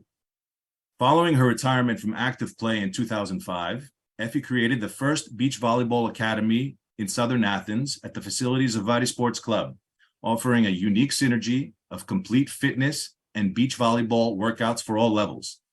Effi is also the founder and current operator of Enso Beach Volleyball Club, catering to students of the sand of all ages and levels. Effi will speak with us about her experience with athletic tourism in Greece. The next speaker we will have will be Maria Lois, who obviously needs no introduction. She is an internationally renowned entrepreneur, author, television personality, and philanthropist. Known as the Julia Child of Greece, she is the founder and face of a lifestyle brand that nurtures a healthy body and soul, combining the inspiration of ancient Greece with a modern approach to the Mediterranean diet, helping people boost their immunity and improve their health, wellness, and longevity. Maria is the author of more than 36 cookbooks and also the host of a new show, The Life of Loi, which recently debuted on PBS, aiming to build an inspirational and educational movement around the Mediterranean diet, its benefits, and the lifestyle around it. She is the namesake of Loi Estiatorio in Manhattan and has cooked for many celebrities and even US presidents. We can't wait to hear from Maria regarding gastronomy tourism. Finally, we have Alexandra Manolis, who is the program administrator for Ionian Village, a religious and cultural youth camp for teenagers and young adults, which has been organized by the Greek Orthodox Archdiocese of America since 1970. Alexandra is connecting with us today from California and will share with us information on Ionian Village and how the camp itself is a great example of religious and cultural tourism. But first, let's get started with our first speaker, Effi Sfiri. Effi has been a friend and colleague of mine on a personal level for almost 20 years and has been known to us as one of the faces of women's beach volleyball for about that long. Along with her partner, Vaso Karadasiou, she has had one of the most successful careers of any woman to play the sport in Greece. Following her playing career, and at my urging, Effi was the first person to create a successful beach volleyball academy in Greece, catering to amateur players of all ages and all levels. Through this academy, she has also organized numerous international tournaments and international camps with players from all around the world coming to Greece to play beach volleyball. At the same time, they enjoyed everything that Greek tourism has to offer. I had the pleasure of co-organizing a few of these events with Effi in the past and got to experience this perfect example of athletic tourism. Effi, thank you for joining us today. Thank you so much for the invitation. Good evening and good afternoon for everyone here in this conversation. Really like to see again Mrs. Piper, Mrs. Pilarinu. Hello. And George, a really interesting story. I didn't know your story of your childhood and your teenage years. Thank you, thank you. So can you tell us about your experience so far, thus far with athletic and sports tourism and beach volleyball, and how in the past few years that has developed? I know that you've organized several training camps with amateur players. I emphasize amateur because a lot of people think that training camps are only for professional teams, but there's a much bigger market with regards to amateur players. That have come from all over the world, including the UK, Israel, and many other countries. Tell us about this. First, I would like to share with you that I've been living like 10 years of my life outside of Greece, especially in destinations of athletic tourism, because I was a player, an international pro player. I would like to develop myself and get more results, so I couldn't stay in Greece. And then I was traveling and I was living in California and in Rio, Brazil, because my coaches were Brazilian, either Brazilian, either US. So during the Olympics in Athens, I had, in my heart, I thought that this was the end of my professional career. So I was trying to figure out the next step. And then there was this challenge that all these people that they're watching me right now playing, I would like to let them play beach volleyball to feel the joy that I feel playing with no shoes on the sand. This is, you have to believe me, this is the best thing you can do, I know firsthand. I know off and play on the sand, because I think that lately our lives are so serious and so, full of concerns that we miss the joy of playing as adults. So this was my first concern, bringing more people, amateur people, to play beach volleyball, just to feel this unique experience. Mm-hmm. And then the next step, as you know, then I met George, and then we had created this academy that it was the first one in Greece that had so many people. And then the second challenge for me was to create this Greece and Athens Riviera mostly as a destination for all players around the world to come in Athens or in the islands to play beach volleyball, or just to have another aspect of sports tourism, like, sports that they have to do with wind, like surfing, like kite surfing, or all the sports that they developed right now. They're developed in Greece, like golf, for example. Sure. We'll touch on some of those sports later in the panel. What are some of the countries that have visited? And perhaps the team can show some videos and pictures of your camps as we speak. From what I've seen from the videos and pictures and firsthand, is the joy that was provided to these participants that came from this video that we're watching now is from the UK, a group of over 100 people that came from the UK several years in a row. And we've also had very successful camps from Israel, from Spain. Tell us about this a little bit, Effie. I think we have pretty much everything in Athens Riviera to host these people, because they will have a blast. They have a great time. We have the facilities in Varkiza. We have 7 golden sand courts. We have the gastronomy. We have the nightlife. We have the archaeological sites. All tourists, they would really love to enjoy and see and feel the Athens part of, the different part of being in Athens and just strolling around. You have to give them the experience to feel the sports in Athens, to feel how it is to stay on the sand and just not stay, in a chair or in a sunbed. Just relax and enjoy. Right, and obviously the climate helps in Greece and in Athens, where we have are you pretty much a 12-month academy? I mean, do you operate all year round? Of course, you have to consider that we have 9 months perfect weather. Even now, even in January, we didn't feel any cold days. I feel like I live in California, to tell you the truth, lately. Yes, there's a lot of similarities with Greece and California. So going forward, what do you think can be done, say by the government or even by private institutions, to further attract visitors that want to come for athletic or fitness related tourism? As you say in US, if you build it, they will come. We have very true.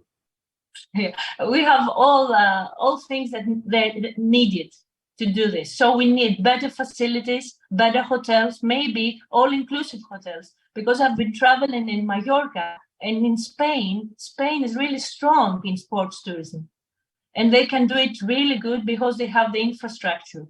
So we have to create a very good and solid infrastructure for all year. So that means that the hotel operators, should be listening in on this. Maybe to have additional athletic facilities in their all-inclusive resorts or in their larger resorts, because this may attract large groups from countries overseas that will be focused on the athletic tourism. And as far as the other sports that we know of, some to mention are golf, as Effie had mentioned earlier. Another very, very attractive and developing sport that we've seen that had a huge turnout last October was the triathlon, the Ironman, the half Ironman, excuse me. Sure, running is a sport that can attract a lot of people. You see that marathons are all over the world. They are very successful organizations. So imagine that if we build a lot of running events in Athens, or in the islands, there are some few places in Greece, apart from Athens, they can develop that. Absolutely. I think that the next year's half Ironman, triathlon is already been announced and will have tremendous participation. And it actually takes place at Varkiza Resort. So it's something to look forward to. Effie also mentioned kite and windsurfing. Basically, anything that has to do with wind and a surfboard is a sport that will attract participants from all over the world, as we have great wind on the Greek islands, which lends to sailing as well, as mentioned by the Mr. and Mr. Vernikos. I think some other things to mention, Effie, are some hiking in destinations, as Joanna Kalafatis had mentioned. Of course, a good idea would be, let's say, for example, do you know Navarino Challenge? Yes. See some big hotels, not so premium as Navarino, but some travel agencies together with hotels, they can create a 1-week experience for groups all around Europe. That's because a great idea. Think, in my opinion, Northern Europe, all these countries, they seek to find places close to them that they have beautiful weather. And also we have this competitive advantage of Mediterranean Sea. Absolutely. This calm sea, these beaches, you cannot find them even in Seychelles or around in Thailand, which is further and very long flight and expensive. You cannot find this beauty of Mediterranean Sea. So we have this competitive advantage that we are close to all these countries that from October to March, they are freezing. And we have this weather. Okay, great. Effie, thank you so much for your insight. Let us know where interested parties can visit and see what facilities you have and the services you have and get in contact with you. Is there a website that they can visit? Yeah, sure. That's, everybody can contact us on enshowbeachvolley.com. We have 2 great facilities in Varkiza. We operate all year, and really you need to try. It's worth it. Thank you. We'll get back to you if we have any time at the end of the panel for a follow-up question. Right now, I'd like to turn our attention to the one and only Maria Loi, executive chef of Loy Estiatorio in Manhattan and star of The Life of Loy on PBS. Let's see a brief video of Maria before we get started.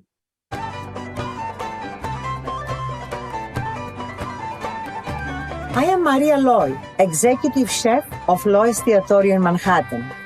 When I was growing up in Thermo, a small village in Greece, food was a way of life. Good for your body, good for your soul. The Mediterranean diet is considered one of the healthiest in the world. And I have seen how it can truly change people's lives, like it changed mine. And since then, my life has been all about the Mediterranean diet. Today, we are going to share some of the delicious secrets that you can make part of your own lives at home. So, come with me right now on The Life of Loy.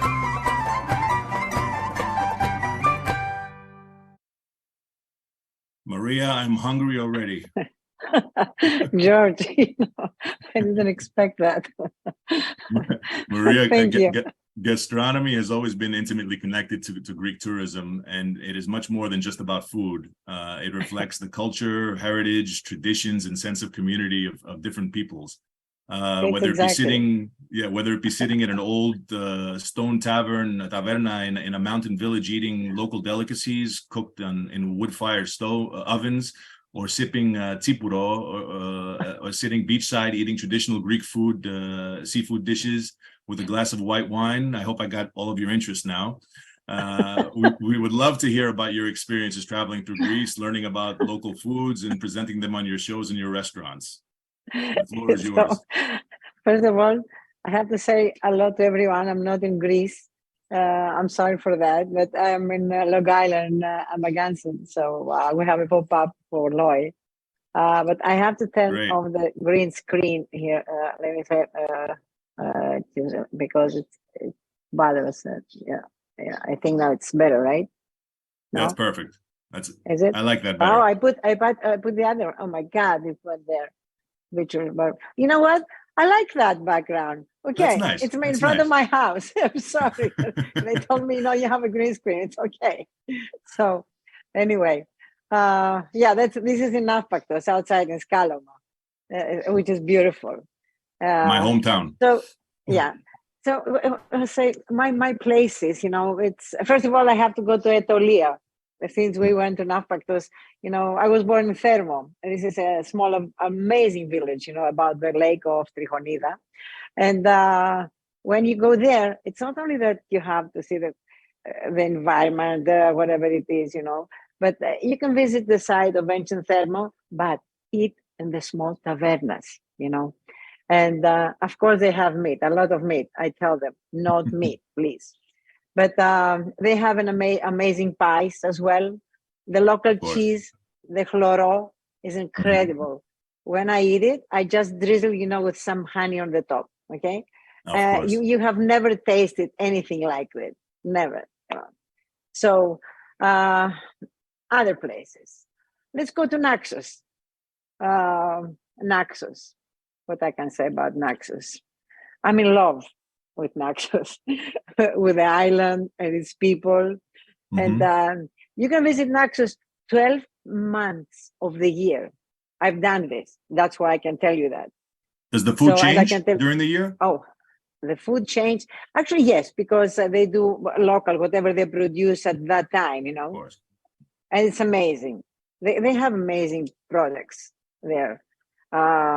The special cheeses like Graviera, Naxos. It has a distinct and unique taste, unlike any other cheese, in the world for me.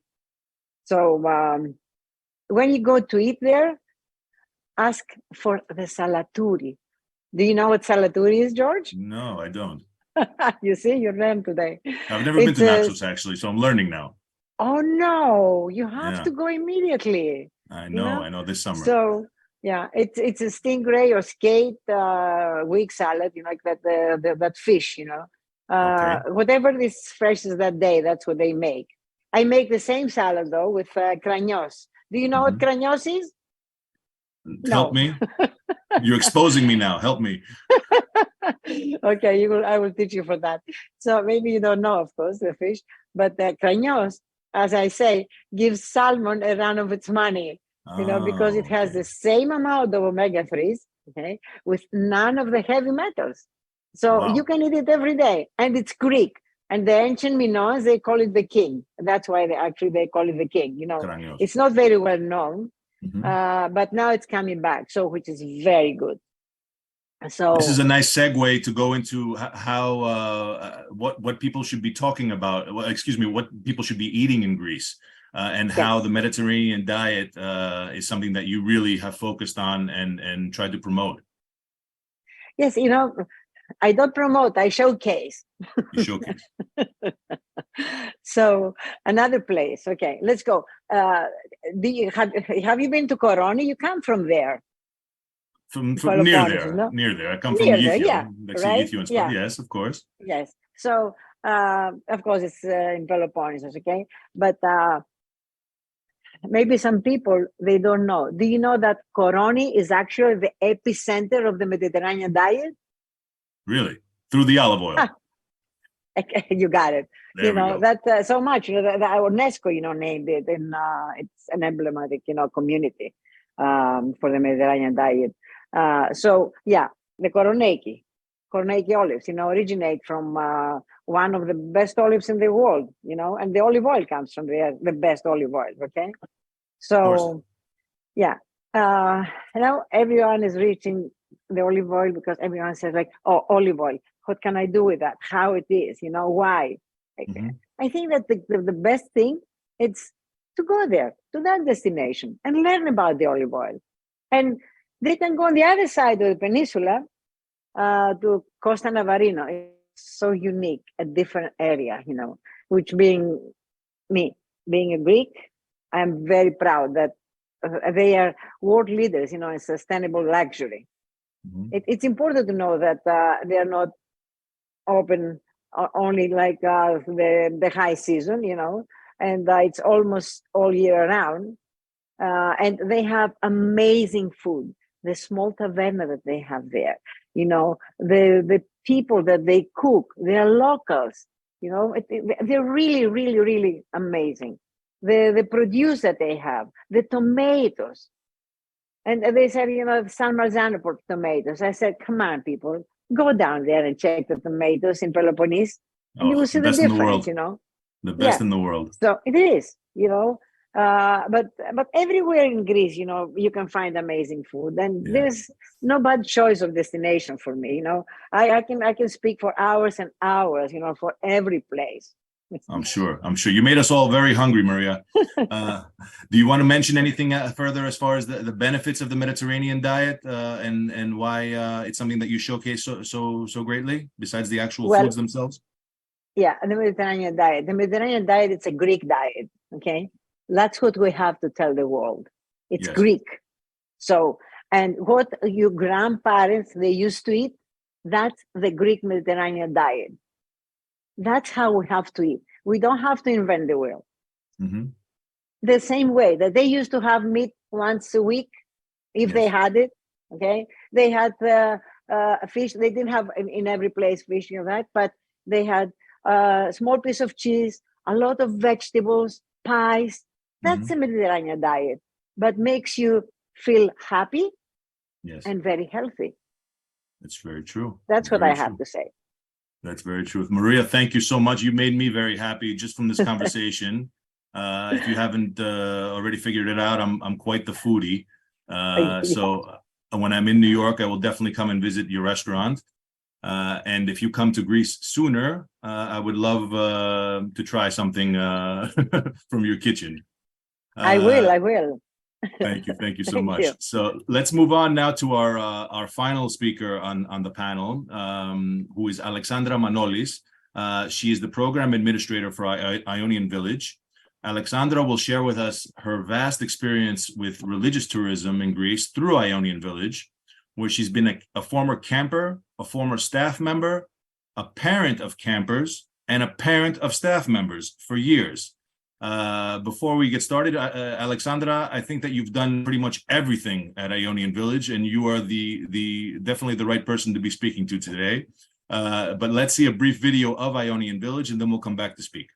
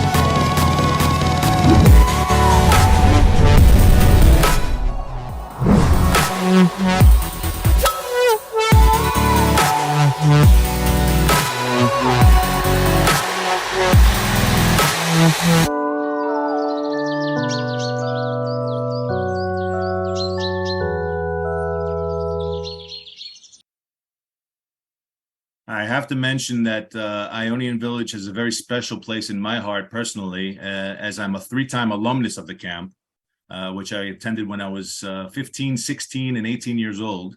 Through the camp, I was able to visit religious and cultural sites throughout the Peloponnese and Athens for the first time, interacting with other teenagers from the US, and at the same time coming closer to the church through the camp's daily activities. Alexandra, I think I'm a walking advertisement for Ionian Village, but we want to hear about your experience and more about the camp itself. Give us an introduction of Ionian Village and how it ties in with religious and cultural tourism. Well, thank you, George. It's a pleasure to be on this panel, and we are very grateful that you invited us. Greetings from San Francisco. All of these photos and videos of Greece are making me want to be there right now. George, you're a perfect example of Ionian Village and one of the demographics that it serves. We have been over 20,000 youth since 1970 have participated in Ionian Village. It's the official summer camping program of the Greek Orthodox Archdiocese of America. It was founded to be a bridge for the children, grandchildren of immigrants, connecting them to Greece. Many immigrants no longer, their children didn't have a connection with Greece. And this was the way to promote both culturally and religious connections. One of the things that has also been a byproduct of it, as George can attest to, is the ability to connect with other Greek Americans from all across the United States and the diaspora and form connections that last a lifetime. Some of my friends and Kumbari are from the days when I was a camper and a staff member. One of the unique things about it when we talk about religious tourism is it fosters a connection with the Greek Orthodox Church as well as culturally. So you have young people who are coming to summer camp, yet they have daily quick services in the morning in front of the chapel, which is my blue screen behind me and which is the heart of the campsite. They're also really in the village. The point is to give them a village experience as much as possible. You have kids who come from all across the country of the United States with different experiences. The food is Greek. Kyria Sophia in our kitchen. She uses produce that's grown locally. We don't, I'll get questions from parents. Oh, what do you serve them? And I'm just like, in the morning, there's yogurt and honey and fruit. We have tomatas at every meal. We're in the Western Peloponnese, which has phenomenal produce and food available. We have pastitso. We have lukumadas on Sunday after lunch. So they really get a feeling of what it's like to be in Greece. And then we also travel. We have our camp activities on our beautiful facility, but we go to really wonderful religious and cultural sites. We go to Kefalonia, we go to Zakynthos, we go to Aegina, we go to Kalavrita, we go to ancient Olympia. Then we end up in Athens, we go to Hydra, the Parthenon, the Acropolis, the new museum. We also do things locally. We have the ancient castle of Klemoutsi. We go in our local village in Glifa. We walk up and go to the Church of Aya Marina. So they really get a feeling of what it's like to be in Greece. One of the things with the tourism part is many of them, it's also an opportunities for their families. A parent will say, wow, my kid's going, maybe I'll come and go, I'll meet them afterwards, which gives them a different part and which ties in with the gastro tourism, going to different other places as well. So we feel very fortunate that it's one of the most outstanding programs of the Archdiocese. We have this beautiful facility that we have been spending some time and resources looking how we can use it further in throughout the year and not just 3 months. It's not particularly winterized. We redid some of the bathrooms last year in the hopes of how can we do what it is that we're talking about on this panel and utilize it in other ways. Great. I know that the IV experience for a lot of for Greek Americans may be their first time visiting Greece. And for those that have visited Greece, normally, they go to the most popular locations. They certainly have not seen the locations that you've mentioned. And I can attest because it was my first time visiting all of these locations. And the one thing that really stays with me, 30 years later is the visits that I had with these locations in a group environment of friends, in an environment with, even though we had priests with us, even though it was a religious setting, it didn't feel like a religious setting. Let me put it that way. It wasn't something that was overbearing in any way. I didn't feel like I was, being spoon-fed, anything that had to do with the church. It was seamlessly, connected, and I really felt much stronger and much more connected to the church at the end of the camp, which I didn't expect when I first went in. We had to write our yearly report for the Archdiocesan Council, and one of the things that we mentioned in the report was if you look at parishes across the United States, those people who are working in parishes, who are members in their leadership, who have gone on to the clergy, many of them can trace back their involvement and their roots in involvement in the church to participating in Ionian Village. You mentioned the priests and the religious. For some of them, it's their first exposure to younger clergymen, to clergy who are involved in different activities, and they get to see them in a very up close way with 3 weeks of them at camp. And that has really been an experience for many of them as well. Amazing. And you can see from our pictures that you have kids who are at camp. We have this incredible facility that Yorgo, our longtime caretaker, who inherited the position from his father, we work very hard to keep the grounds clean and inviting. We have parents come on Visitors' Day and they're like, I want to come to camp. Sign me up. That was just an icon of St. Dionysius, and you can see from our beaches, you can literally look across and see Zakynthos. So the Zakynthos is a very special. His Eminence, Archbishop Elpidophorus, visited this year for the first time. He had never seen the facility. So it's a really outstanding program that brings young adults to Greece, sometimes for the first time, sometimes in a very different way. Sometimes they know friends, sometimes they don't. We have an incredible staff. We joke that we get to choose the best of Greek Americans who are 21 and older, who volunteer their time. Yes, they get to come to Greece for the summer. They work very, very hard and are incredible mentors to those attending. Mia, I saw your hand up. Yes, I want to film there. I want to come there and film for my show. Okay, we'll talk afterwards. Let's go to the round table now. Afterwards. It's an opportunity now for all of us to speak together. We have another 2 or 3 minutes. Maria, go ahead. Tell us what you want. No, I want to feel, it's so exciting. I was listening to Alexandra and I said, how I didn't go there. Come on. I will come film there for the new series. Okay, we'll chat. Yeah, that would be we have fabulous. And thank you, George, for putting us together. You see, you create more, not only good for the tourism, for people to know. And also, I have to say, for so long, congratulations to the Vernikos group, because I used to go with their boats, with sailing, and I have all these memories. but maybe we'll have to create some food, for sailing only. That's another great idea. It's an excellent industry. idea. And we'll bring Effie down to do a beach volleyball camp at Ionian Village, and we'll combine the three of you, and it'll be the ultimate experience. Exactly. For Exactly. Go ahead, Effie. Please, I would like to ask Maria. Maria, I admire so much your work and what you do, and likewise. Thank you.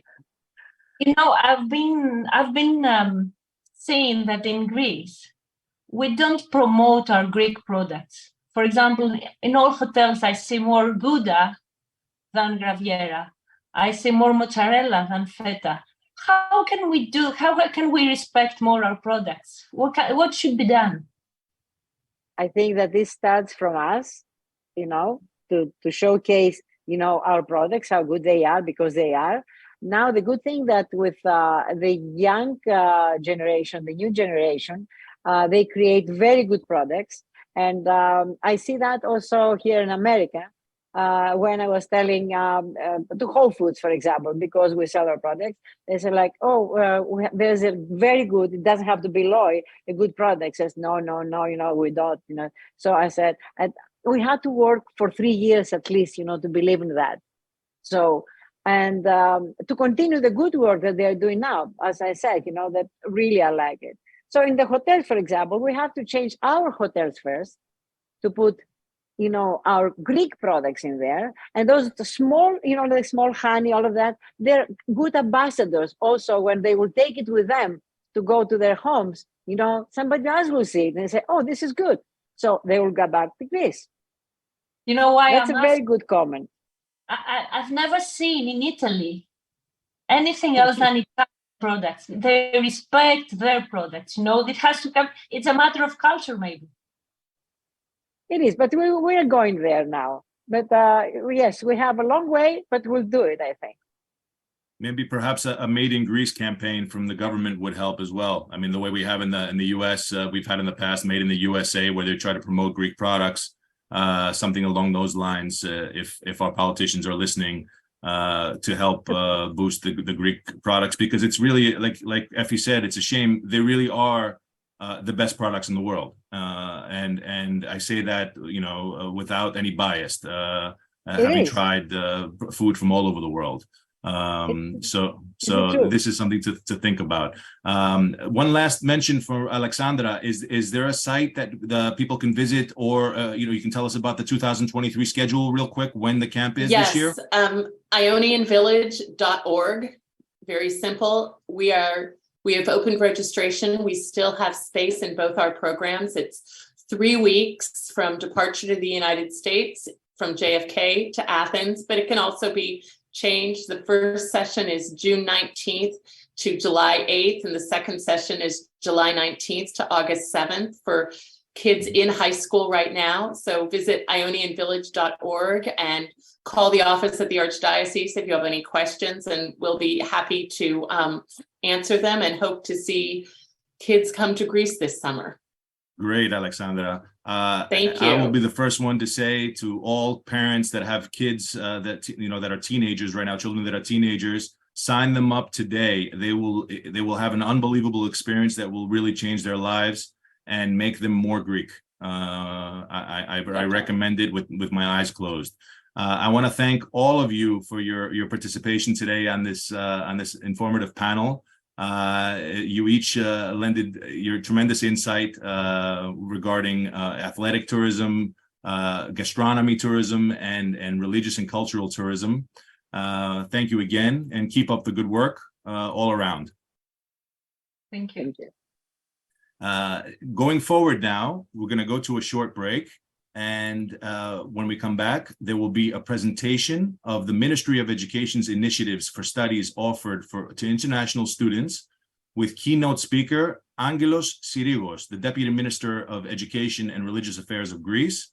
But first, let's go to a promotional video from the Greek National Tourism Organization.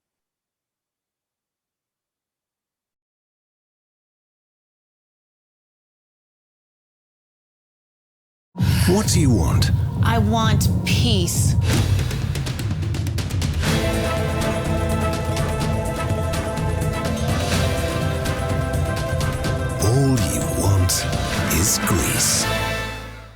What do you want? I want to taste real food.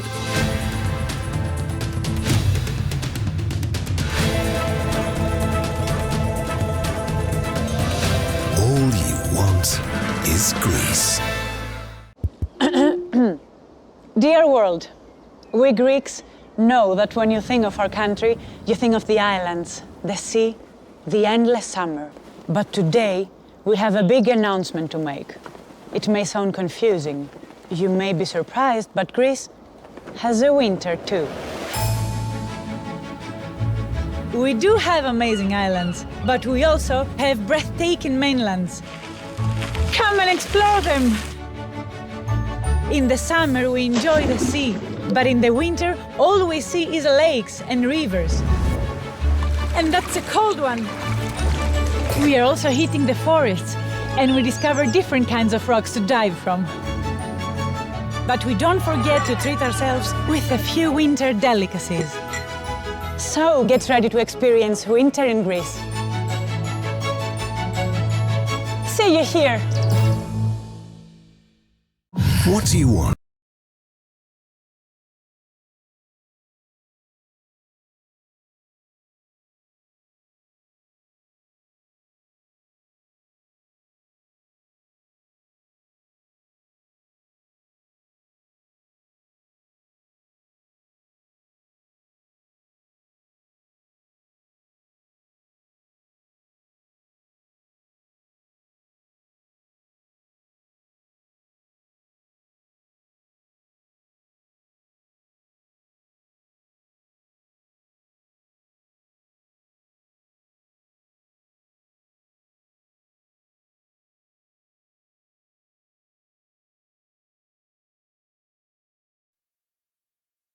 I welcome back all our participants who have stayed with us throughout the forum.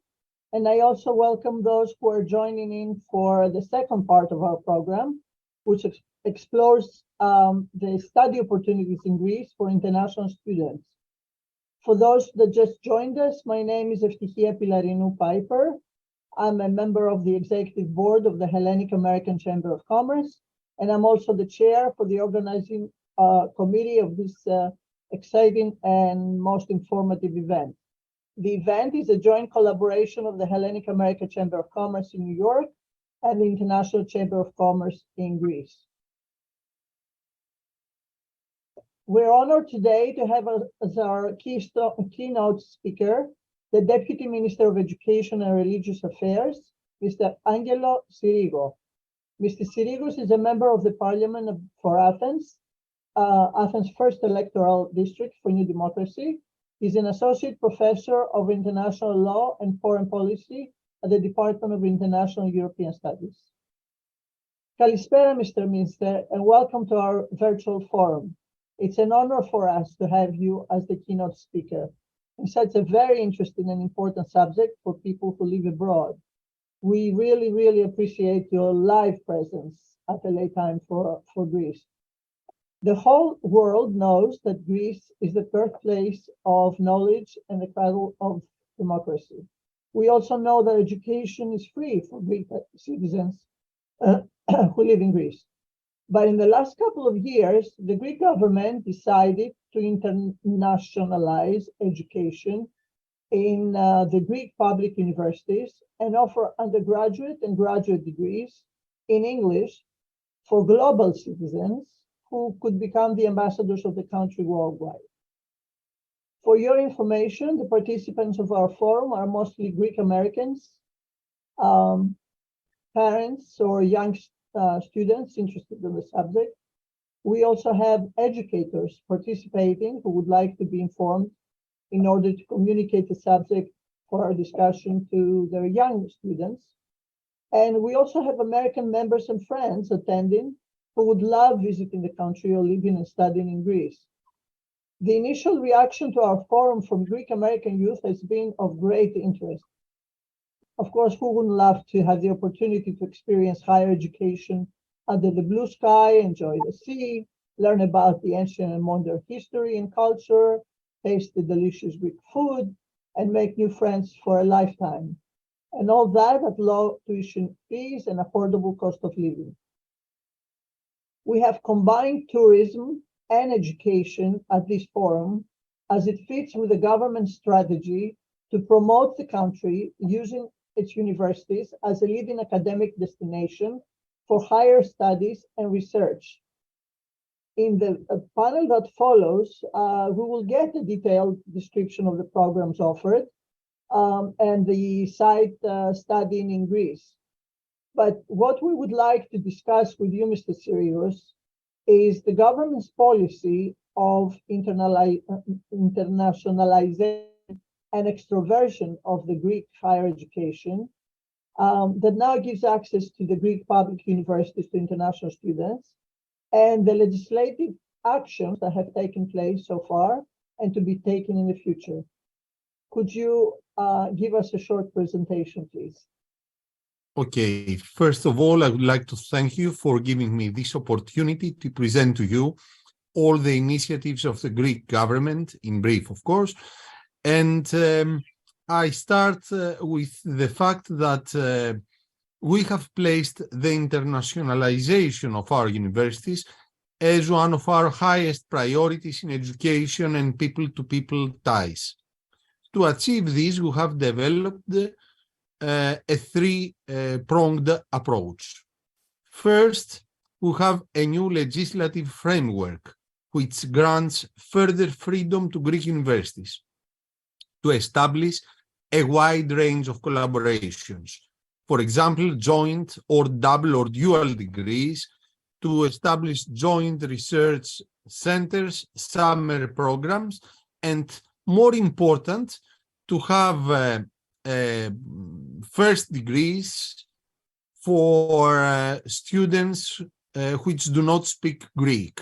For the time being, we have three different programs, two in the medical school and one for philosophy, ancient Greek philosophy and literature in the University of Athens, which take place in English. We also have financial instruments which support universities in this endeavor. For example, we have 20 million for internationalization actions and 60 million for visiting professorship schemes.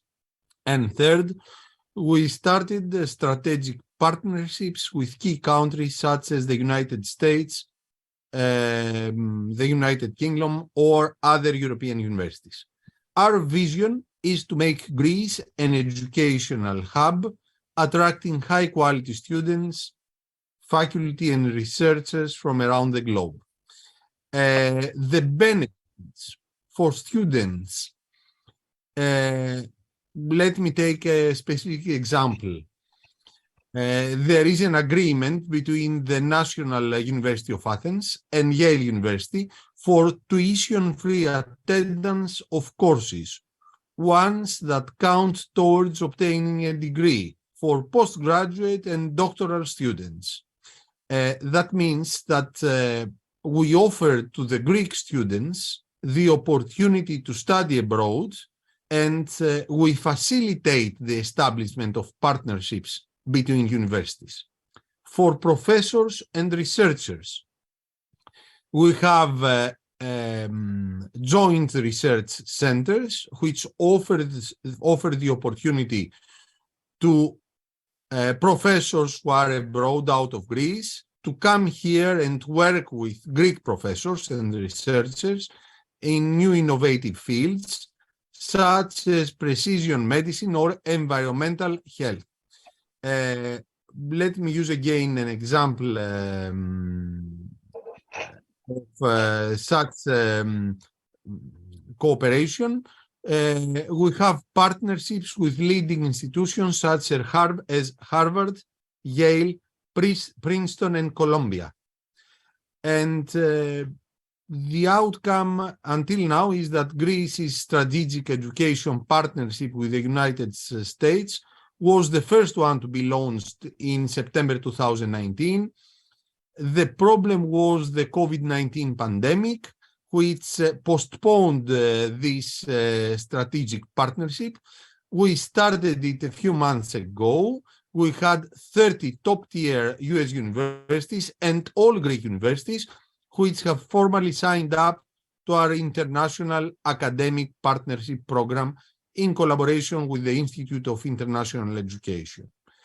For example, now Yale University and the University of Athens have founded a Center of Research Excellence on Environmental Science and Public Health, which will provide joint educational and research opportunities. We have a cooperation between Harvard University and the University of Athens, which have established a Refugee and Migration Studies Hub.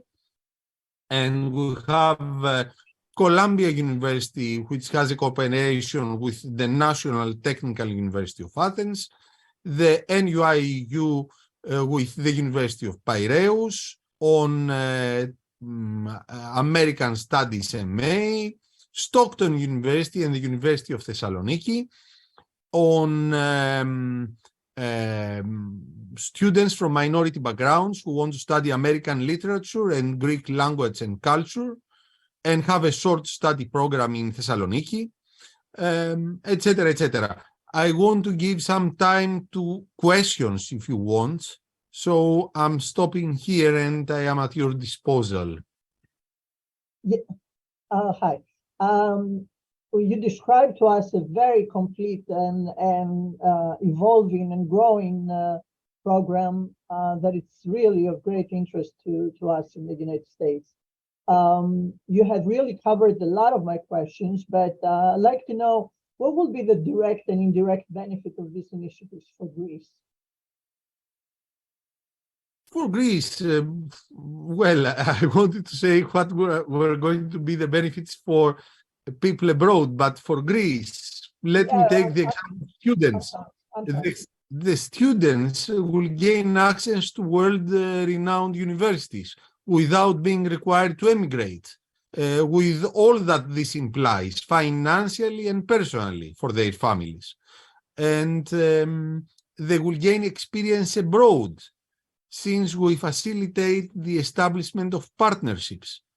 It is very important for our students the fact that they come together and learn from professors from world-renowned universities, and at the same time, they work together with students from the United States or the United Kingdom. And then what are the benefits from for the American universities to cooperate with us? Okay. That's the tricky question. First of all, I believe that Greek universities can offer. Can you hear me? Yes, absolutely. Okay. I believe that we offer to American universities, let's take the example of American universities, an opportunity to meet with good European universities. In a country where the level of the universities is high, the weather is excellent, and the academic environment is extremely friendly for these partnerships. We have for many years Harvard University, which established at the city of Nafplion an educational center, which works very well. This is a very good example of the way that we can have these programs. Okay. And can you tell us about this big event you had in Greece, the Pharos, a couple of months ago, in November, I believe, with the American universities and the results?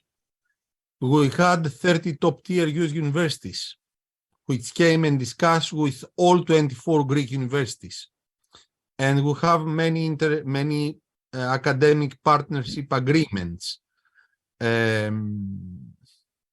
I already mentioned some of them. Let me tell you another example. University of Cincinnati and the University of Athens have a collaboration for student exchanges of students who study English language BA in classics and classics in the University of Athens. We have the Harvard University and the University of Crete on research collaboration in physics. And we are now counting over 200 English language programs of study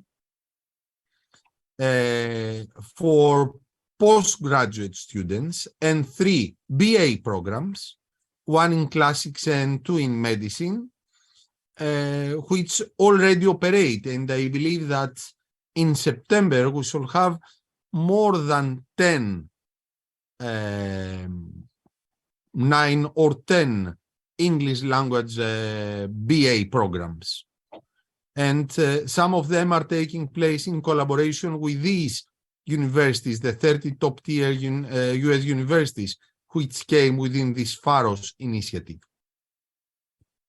Do you want to mention anything else that is going on in changes in recent changes in the educational and educational activities in the Greek universities or even in the Greek schools? Quite often we say in Greece that we are one of the leading countries of our area as it concerns the academic field. The fact that legislation was extremely strict until now did not allow us to prove that we are really one of the leading countries in this field. Now, a new law has been voted last summer, and following this law, we have many Greek universities which are trying now to offer BA programs in China, in Egypt, in collaboration with Chinese or Egyptian universities. And I believe this is only the first step.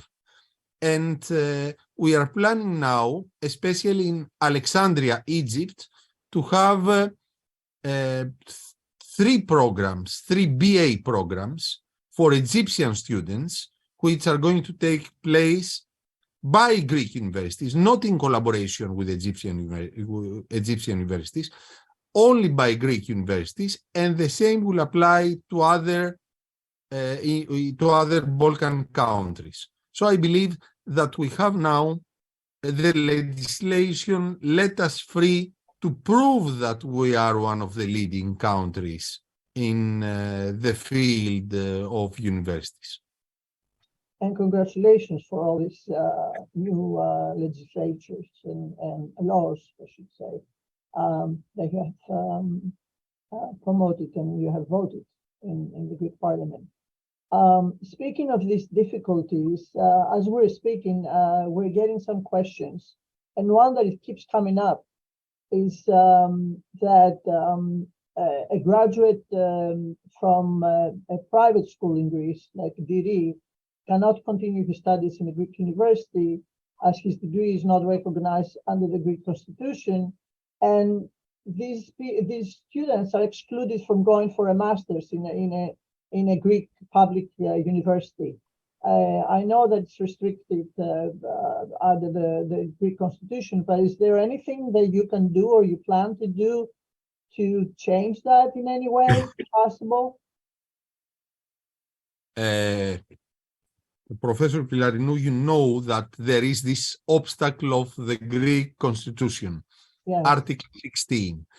And in order to revise this article, we need a specific majority, and this cannot take place before 2030. Oh, wow. So until 2030, we shall have this problem. Okay, your answer. I want to thank you very much, Mr. Sirigos, for the insightful information that you have shared with us. I want to congratulate you for your own and the government's initiatives for reforms in education that they have reinforced the national policy for extroversion. So, and I also want to thank you for taking the time to be with us at this late time in Athens. Thank you very much for joining us. Thanks a lot. Thanks a lot.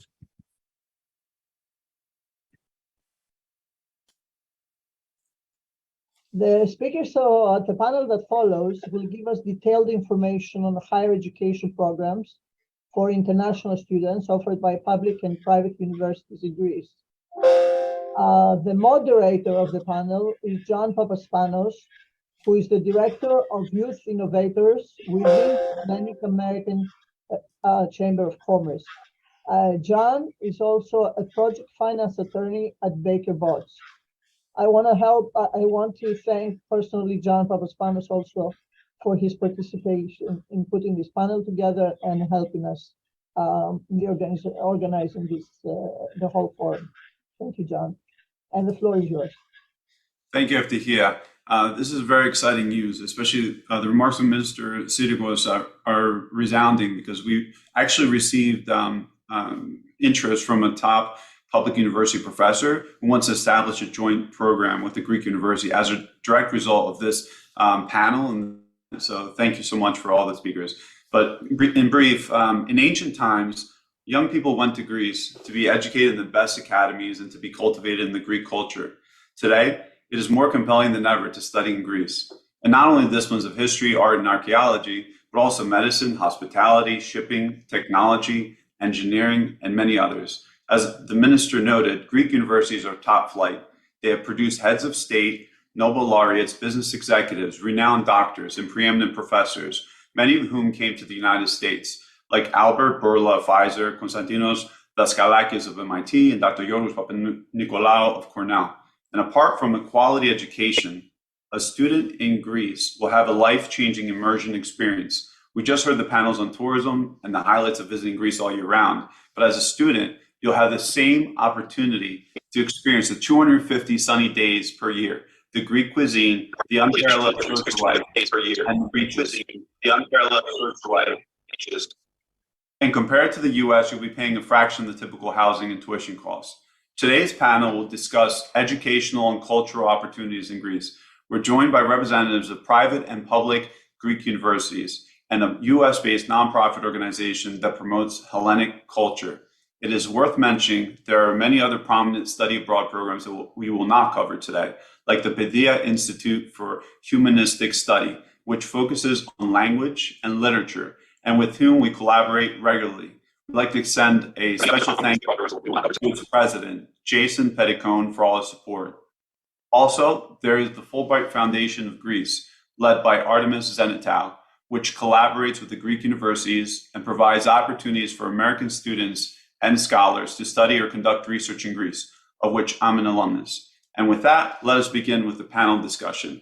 Our first panelist is Professor Dr. Christos Michalakelis, who is an associate professor in the Department of Informatics and Telematics at the Harokopio University of Athens, Greece. He's also the president of Study in Greece, which is the national agency of Greece that supports Greek public universities.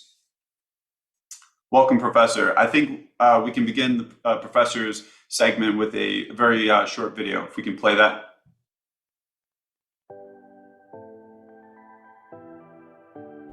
Welcome to Athens, Greece. Let's talk about Greek contemporary higher education. Offering a wide variety of international programs in diverse disciplines, Greek universities are investing in internationalization. As an international student in Greece, you experience the perfect combination of leisure and study. Whether you're going to the beach or visiting an ancient archaeological site, Greece is the place to be. Okay.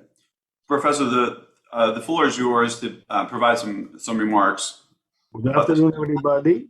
Thank you very much. I'm very honored and happy to be with you today. And I will be very happy and excited to tell you about the opportunities to study in a Greek university in English language, open for international students. Now, if I may, I can share my screen to present you a short presentation about what is going on in Greece now.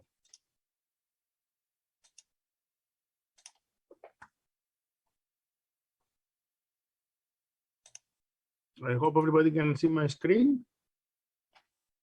Okay. Well, here we are again. So let me shortly introduce you to the Greek academic landscape. Greece has 24 state universities located in all regions of Greece.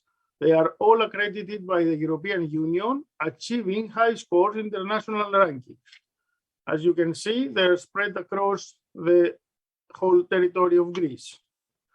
The international opportunities in Greece, according to the new legislation, as Mr. Sirigos mentioned before, offers the opportunities to the Greek universities to offer international studies for students, including bachelor's, master's, PhDs, joint or double degrees between Greek and international universities, internships, study abroad programs. Actually, the lady you saw before in the short video was part of an internship from a US university. Summer or winter schools, short-term programs such as semester abroad, exchanges of faculty, researchers, and students, and faculty-led courses from either Greece or international universities. During the starting from last year and within the new academic year 23-24, we expect more than 300 international programs to start, which consist of 18 undergraduate programs, bachelors, in all, not only in classics, but also in medical studies, maritime studies, business, economics, informatics, computer science, and any other kind. And more than the number, we already have a number of 120 English taught masters. This number is expected to grow to a number of 200 by next year, and a number of joint international PhD programs. As you already know by Professor Mr. Sirigos, we have two successfully operating programs in medicine from Aristotle University of Thessaloniki and National Kapodistrias University of Athens. The medical degree from Aristotle University was the first in medical studies, and let me tell you an example that for a number of 60 places, we had more than 1,200 applications across 40 countries of the globe. And the Bachelor in Archaeology, History, and Literature in Ancient Greece. The Masters, now regarding the Master, we have many broad range of topics such as engineering, computer science, Mediterranean nutrition, filmmaking, and some topics that are specific for Greece, such as economic crisis, dealing with economic crisis and immigration and refugees. What can international students enjoy in Greece? A number of choices regarding the curriculum, experiences, living styles, multiculturalism and inclusivity, and real-world experience, actually. And as Greece is an entrance to the European Union, they can enjoy country hop travels in Europe and a student life to remember forever, actually. If everybody who has studied in Greece can say that. Now, regarding the study in Greece itself, which I am honored to be the president, is the National Agency of Greece aiming to support internationalization and extroversion of the Greek universities. It's like the EOT for tourism. The equivalent is studying Greece for higher education. Our mission is to establish Greece on the map as an international and educational destination, provide information for studying and living in Greece, promote, support, and implement educational programs, and connect the Greek and the international academic communities. As you see here, we are here to connect with the Greek universities. And how we do that? We participate in international education fairs. We develop a number of electronic platforms, since we are computer scientists, most of us, to support information interaction of the academic communities. we do road shows to universities and organizations abroad and other promotional events, and we support the organization of educational programs such as summer school study abroad programs, etc. The added value is the participation of the Greek students and faculty members to these programs, especially for the Greeks of the diaspora. We design and implement summer schools regarding Greek heritage programs. For example, this year we have deployed a program regarding democracy, the ancient perspectives and the modern challenges of democracy. It's the birthplace of democracy, Greece. An example of educational fairs, last year we went to Denver, Colorado to participate in NAFSA. This year we're going to Washington, D.C. for the same reason. Studying Europe fairs or educational fairs we hold by ourselves. An example of the summer schools we design and implement, apart from the one I mentioned before.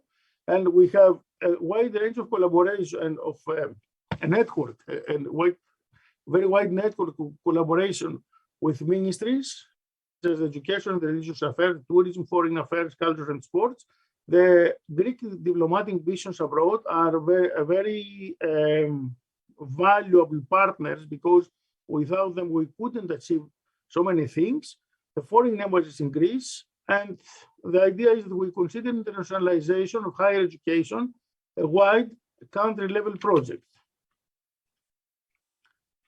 Now, this was my short presentation. I could go on for a long time because we're very excited with what we're doing, and I'm at your disposal for any questions you may have. Thank you so much, Professor. I think we're going to defer to questions at the end for all the speakers to take on, but we really appreciate it. And that URL for the website is studyingreece.edu.gr for all those interested. I will be around waiting. Perfect. The next panelist is Dr. Lauren J. Sammons, who is the Chief Academic Advisor and the Executive Director of the Institute for Hellenic Culture and the Liberal Arts at the American College of Greece, which is the oldest US accredited college in all of Europe and the largest private college in Greece. Welcome, Dr. Sammons. Education can take you places. Discover your path to knowledge at the American College of Greece. In Athens, the place where learning began. We are the largest and oldest American college in Europe,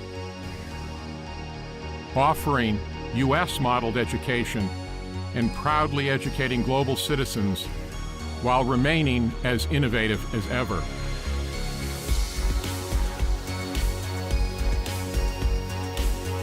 Our extraordinary green campus on the slopes of Mount Imatos in a peaceful Athens suburb serves as an international hub that brings together students from Greece and all over the world through transformative teaching,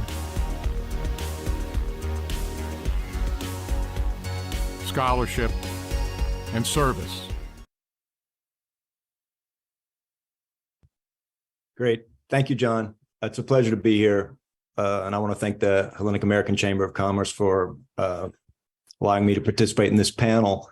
The voice you heard in that video is the voice of our president, David Horner, who has a proper New England accent since he's from Massachusetts, whereas I come from a very different part of the United States and have a sort of Southern accent. I'm trying to correct that by spending as much time in Greece as I possibly can. That video gives you a good picture of what the American College of Greece is like from a sort of an overview. It's simply put, it's an American institution, an American accredited institution sitting in Agia Periskevy in eastern Athens on the slopes of Mount Imatos. And it's accredited by the same board, the New England Council of Higher Education, that accredits the other New England schools that I've been associated which are Brown University and Boston University. And one of the things it means for students who come to us is that it's very easy for them to transfer their coursework back to the United States. So a seamless process. It's just as if they had gone to school in the U.S. And we offer a broad range of fields of study in the humanities, social sciences, natural sciences, and business and communications. We also have a School of Fine and Performing Arts, the Francis Rich School, which is something we're particularly proud of at ACG.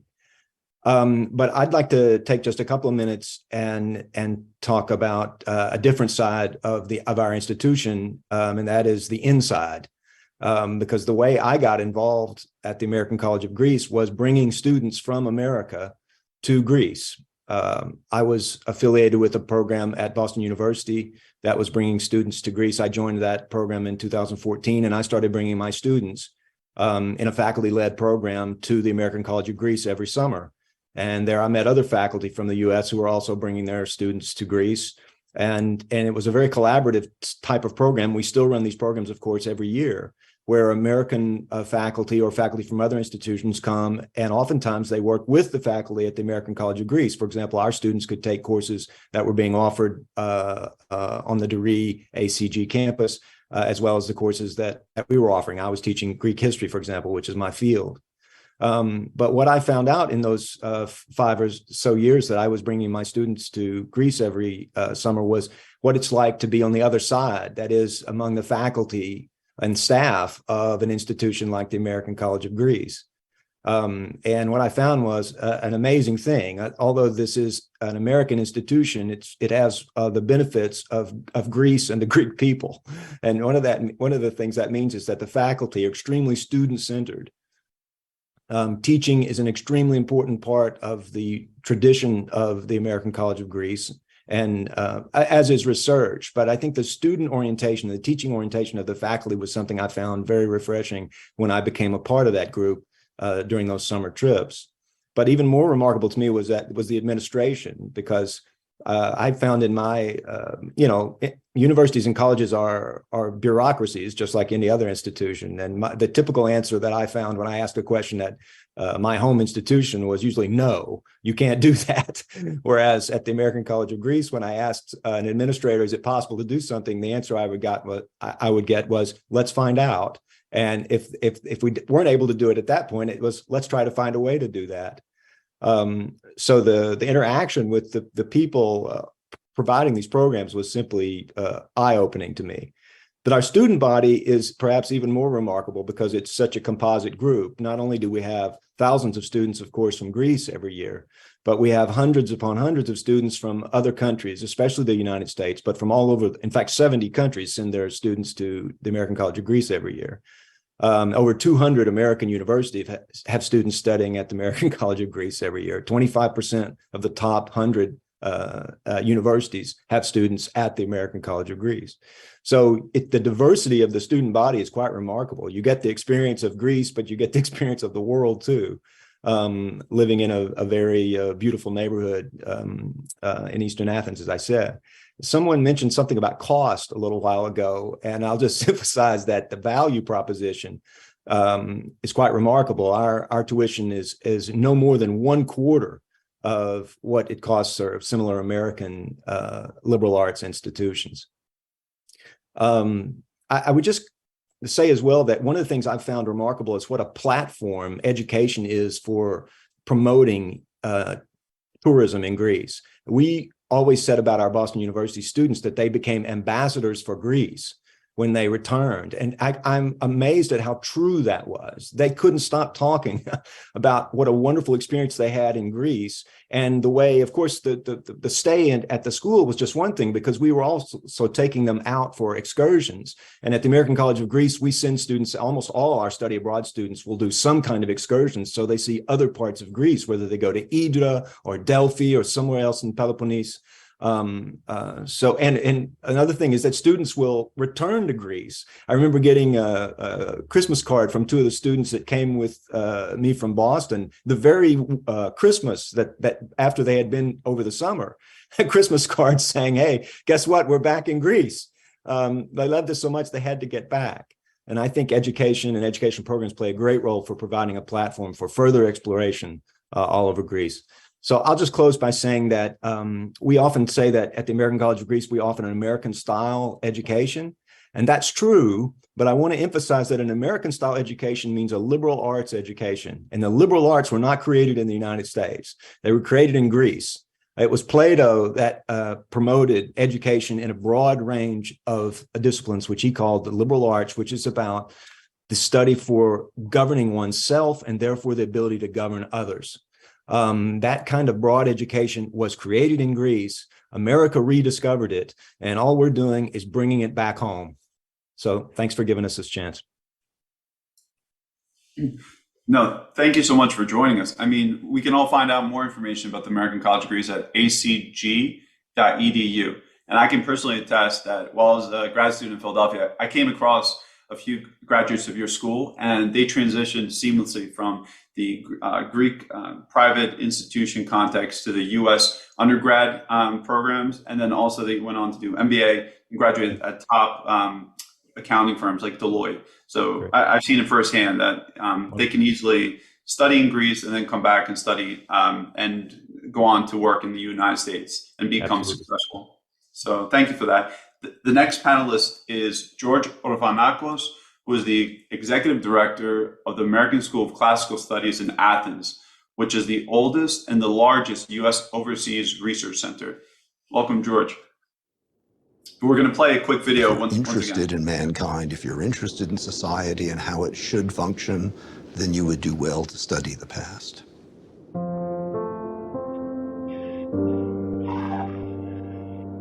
There are certain moments in history where the human spirit bubbles up and goes. Whether we're talking about democracy, art, philosophy, it doesn't really matter what the subject is. It begins in Greece.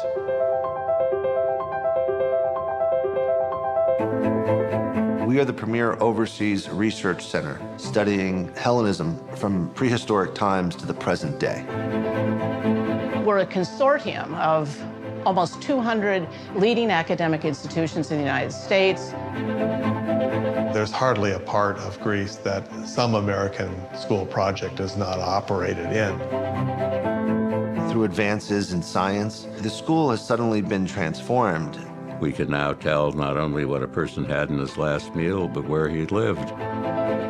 All of that information can really be disseminated to new audiences. Through exhibitions, scholarly presentations. An extended program of outreach to the world community at large.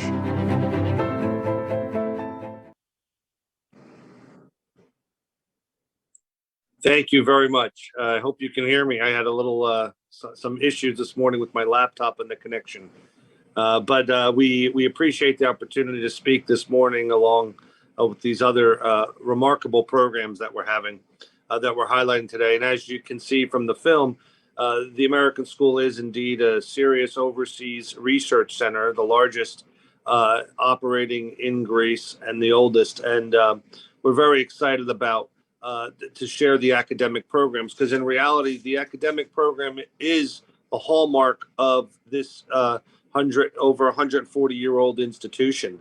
And we only have a few minutes to discuss them, so I quickly want to get into some of the offerings that are at the school. Now, unfortunately for this summer, many of the offerings have already passed the opportunity to apply, but there remain three. These are actually targeted to graduate students and postgraduate students. All three are run through the Malcolm Weiner Laboratory for Archaeological Science.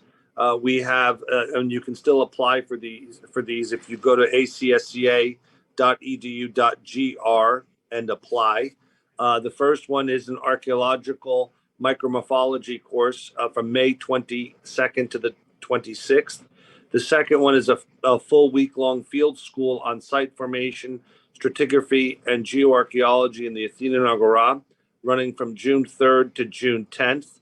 And the third one is an introduction to bioarchaeology, running September 4th to the 8th.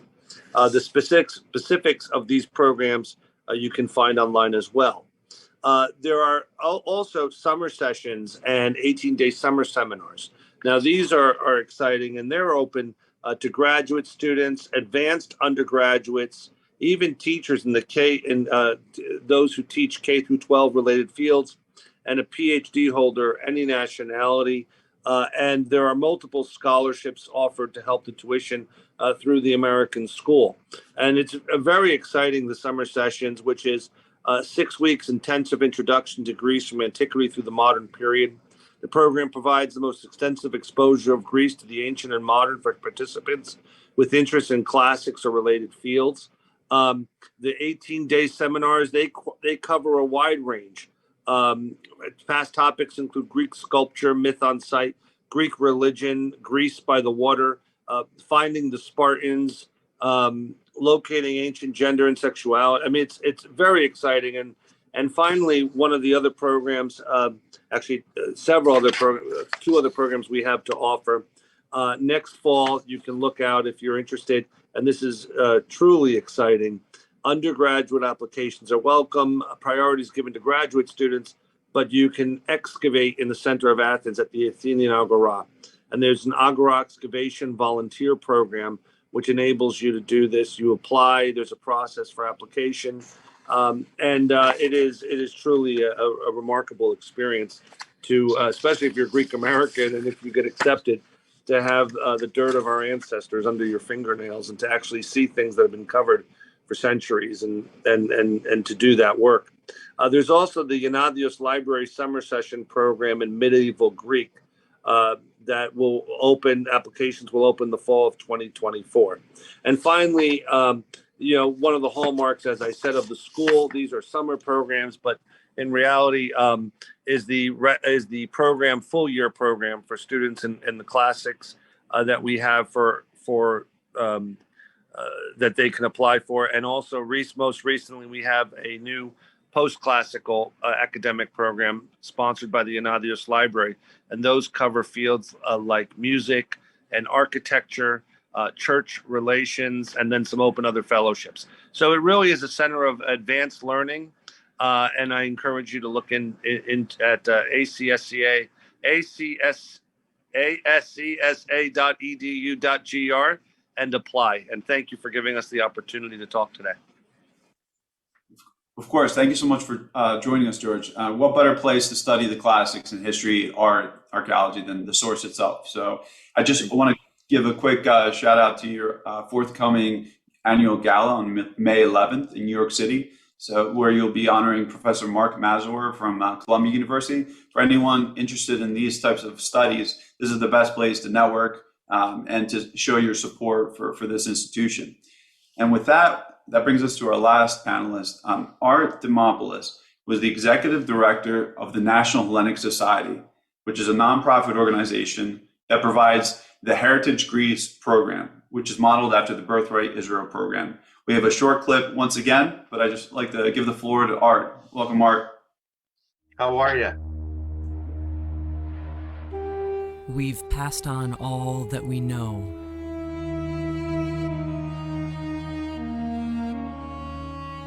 A 1,000 generations lived in each of you now. This is your time.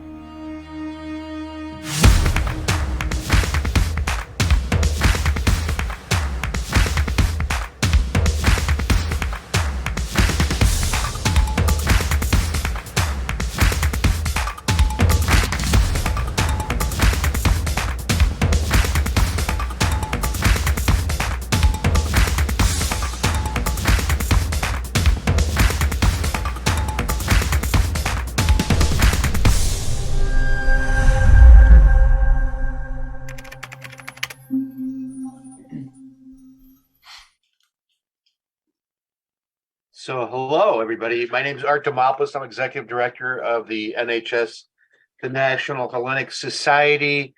We are a nonprofit organization tasked with the mission of preserving, celebrating, disseminating, and passing on Hellenic heritage in America. Think about what you just heard.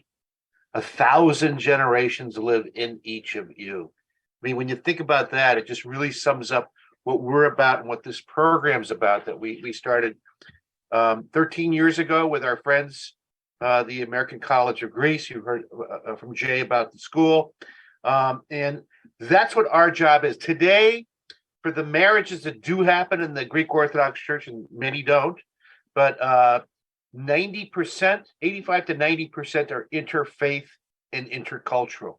So if we're going to preserve Hellenic culture in America, you got to think outside the box. Our friends in the Jewish community have done an exceptional job, and we're very helpful in us creating our program in terms of information and knowledge. And that's what it's all about. Our members are a who's who of Greek America, from CEOs and industrialists and you know, the whole sort of gamut. Dedicated. We love our product. We love to get together, but we also are very serious about passing on Hellenic heritage. So we started with 10 students. We have hosted 600 Greek American and Greek Canadian college students. And the aim of our program, they do get a credit from ACG. And last year we started at Anatolia College up in Thessaloniki, the American College of Thessaloniki. Both are exceptional schools.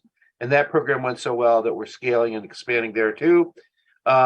So this year we're aiming to send a minimum of 100 and hopefully more to Greece on 2 sessions. We've studied the program. It was in a treatise. So the empirical evidence about the program's success is for the long term. I sponsored my own daughter. I can tell you firsthand, her best friends on the planet are from this program. We're already on our 4th wedding that came out of this program. That makes a lot of yayas very happy. But more importantly, we create an indelible and unforgettable experience that shapes attitudes and is there for the long term. And you've all talked about, you know, what happens when the student comes back, you know, about how glowing they are and the goodwill. Well, what do you do with that? So by virtue of this, our membership, you know, most of them in business, we use a customer-centric approach.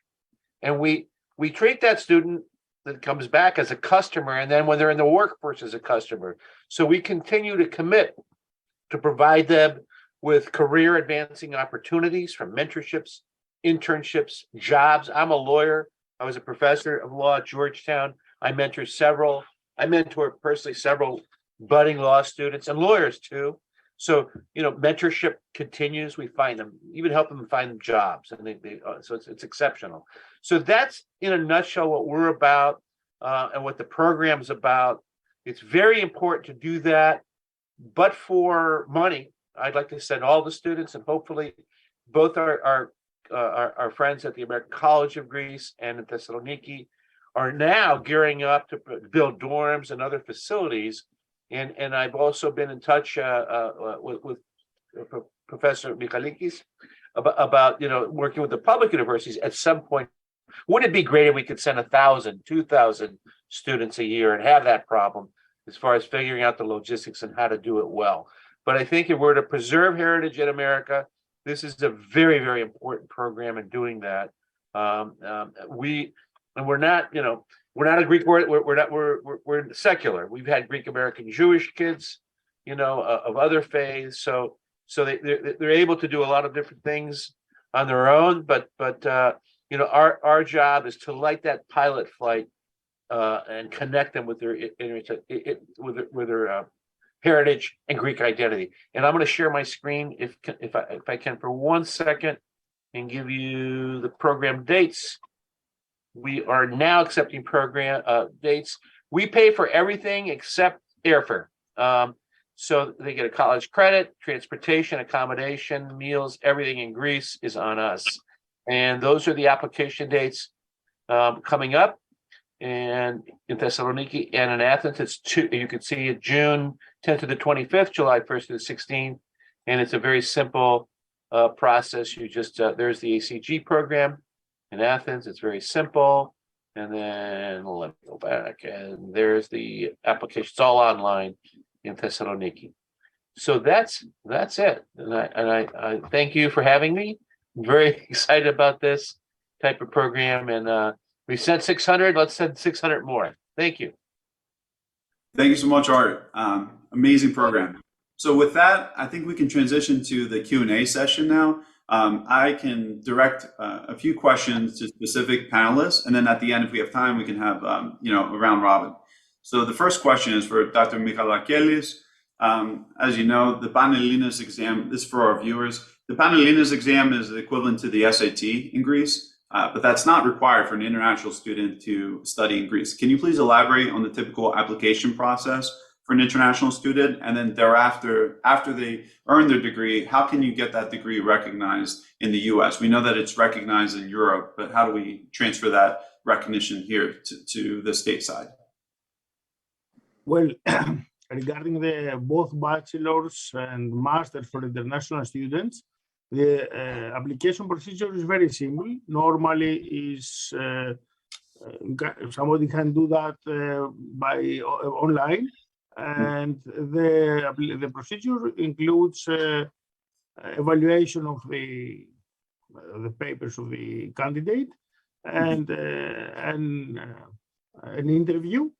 And that's it. And as Studying Greece, we are developing a platform that all students can online apply for masters and bachelors across all programs. So it would be just one step, a single step procedure to apply and get accepted and informed. Now, regarding the recognition, as you said, since Greek universities are European universities, the recognition is the same for all. The same applies for all European universities, recognized across Europe and recognized in other countries as well, including the States. Now, there are some limitations, though, not for Greek only, but for all European universities regarding medical studies and law studies. But it's not a problem for a Greek problem, it's a United States problem, which applies for all European universities. Otherwise, it's the very same idea, and the context is the very same as for all European universities. Great, thank you so much. The next question is for Dr. Salmons. So in recent years, foreign direct investment from Microsoft, Meta, Pfizer, and other major companies are flowing into Greece. How is your university positioning itself to benefit from these positive developments? Well, we've instituted several new centers of excellence and a research technology and innovation network as part of our ACG 150 strategic initiative, which marks the 150th anniversary of the school coming up in 2025. But those units are designed to specifically interface with certain areas of the economy, including the technology sector that you're talking about. So they're designed to bring the academic world together with the public and private sector. So we've got direct collaborations with companies like in the field you're describing that work through those centers in research projects, et cetera. And one of the great things about it is that our students get to involve themselves in those centers and in those research projects too. So we're keeping our eye on which direction the Greek economy is going, and we're desired to build it up ourselves. The whole ACG 150 initiative is designed to strengthen the Greek economy and play a direct role in economic development in Greece. No, that's great. And this question is open to any of the speakers. So you mentioned the Greek ecosystem for startups and entrepreneurship. We all know that it's flourishing. For example, JP Morgan had that purchase of a stake in Viva Wallet for $800 million. What type of degrees or programs are you offering to focus on entrepreneurship, which the Greeks are pretty good at? Well, I'll take that if nobody else wants it. We've got very strong entrepreneurship programs at the graduate level at the Alba Graduate Business School and the undergraduate level at DeRee. But one of the most exciting things that's happening is a collaboration with the Democritus Research Center in Athens. We've signed an MOU agreement with them, and we're going to be supporting startups and entrepreneurship through an ACG Innovation Hub, which will be located on the Democritus campus. So we're quite interested in expanding our footprint in this area. Very nice. If I may, John, too, I'm just delighted. You know, this administration under Prime Minister Mitsotakis is very progressive and advanced. And we started a program where we took American students and a few of them and put them into internships, working with THI, the Hellenic Initiative, and others, putting them actually according to their discipline. So in other words, you know, we had a couple of journalism students, we put them in the Katamyrini newspaper. so on and so forth. But working with all but two in placing them into actual companies in Greece or nonprofits for a couple of weeks. And we also took 10 students from Greece. Our program is a shared program with students from the American College of Greece and from Thessaloniki. So we took 10 students and brought them to the US and put them in US companies run by Greeks. So the more we see of that, the better I think it's going to be, for Greece. It's a win-win opportunity. We had some labor issues, and this administration just said, "What are you kidding me? We've got to support something good." So that's great. That's excellent. Thank you so much for that response. And the next question is geared towards Mr. Otofanakos. So despite its name of the Classical Studies, the American School of Classical Studies, can you tell us a little bit about your offerings in terms of the more modern aspects of Greek culture? We know that you look at the ancient and the Byzantine, the medieval times, but tell us a little bit about the modern times that you focus on, and maybe mention what's the most interesting program of your school based on your experience. Boy, you're going to get me in trouble. We love all our students equally. We love all our programs equally. I mean, and actually, it's very exciting. So yeah, you hear the American School of Classical Studies at Athens, which was established 140 years ago. But it's as someone said, it's a classic name, but it's not the correct name. We're technically not a school. We're not giving degrees out. We're not just classical studies. We're from prehistoric to present times. And we're not just located in Athens. In fact, we have two main excavation sites. One's in Athens and one's in Corinth, but we have affiliated sites in Synergasias. In our history, I believe the number was about 107 of those, virtually all throughout Greece. So it's much more than that, but we'll keep the name American School of Classical Studies at Athens. In terms of specific programs, though, yes, we have just recently instituted the Yanadios Library is one of the world is on our campus and part of our family. And with the institution of that library, it ushered in a whole new era of focusing on post-classical work. But we're really excited because the past few years we've had benefactors come up and offer academic programming for the Yanadios programs, and we're getting a tremendous response. And those are in things like architecture and music, and also now church relations and things like that. But I have to tell you, there's enthusiasm in the classical studies and the academic program when they go around and you look and see the fields of study when I sit with them. The Laboratory for Archaeological Science has amazing experiences where you're cleaning these bones that were discovered at Phaladon. So really, it honestly is very difficult for me to say which is best. The fact is, if you're serious about immersing yourself in the study and promotion and preservation of Greece's past, this is really something that's a place you really want to come to. And at the end of the day as well, it's important to know that it wasn't Greek Americans that built it. It was Greeks by choice, not by birth. That's who did it. So it's pretty remarkable. And if I may, George has been and the school there has been a great partner for us because we send the students to the Agora while they're in Athens and other places. And the digs. And just to answer your question, John, John Camp, was just retired just this year, was the director of the Agora excavations for 60 years. His best line is, "Nothing has changed, just the technology." And the students see that firsthand. And it's really the truth. Nothing has changed, just the technology. They came to the Agora, but they also come to the main campus. So they see the Laboratory for Archaeological Science. They go into the archives. They go into the they see the exhibitions. It's really immersive. It's a wonderful place. Thank you. George is probably the best Zebekiko teacher on the planet. That's another program. That's amazing. Thanks we have so much an emergency, George. Thanks so much for sharing. And the last question for the floor is, when Pfizer opened up its hub in Thessaloniki, they realized that 25% of the applicants were coming from outside of Greece. So can anyone speak about what's called the reverse brain drain? Everyone dreaded the brain drain over the years, but now there seems to be an inflow of Greek Americans or other people all over the world coming back to Greece, seeing an opportunity, understanding quality of life is unsurpassable. How is this affecting the Greek universities?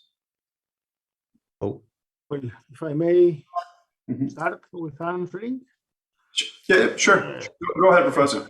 Well, Greece is living a new era, reintroducing itself to the world. So to this, toward this end, higher education universities are a pillar of this new era.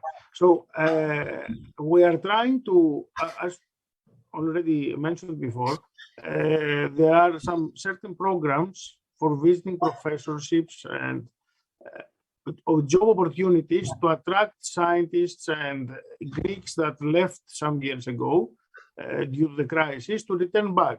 So the legislation, the financial tools are targeting this option to help for brain gain, as we say.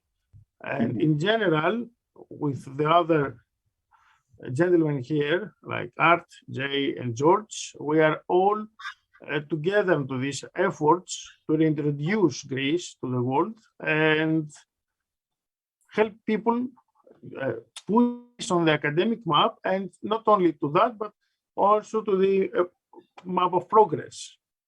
And I remember I used to be with Bill Gates's dad's law firm, and I worked with one of my colleagues did all the work for Microsoft from the early days, took them public, what have you. We had a seminar for 100 ship owners in Greece with Deloitte and Goldman and several other investment banks, and it was wonderful. And the fellow Rick Dodd, the attorney, just said, "My God, this is a marvelous place for Microsoft to have a call center." And remember the miracle in Ireland. But what does a company need? They need broadband, they need this, they need that, they need access, they need all these things.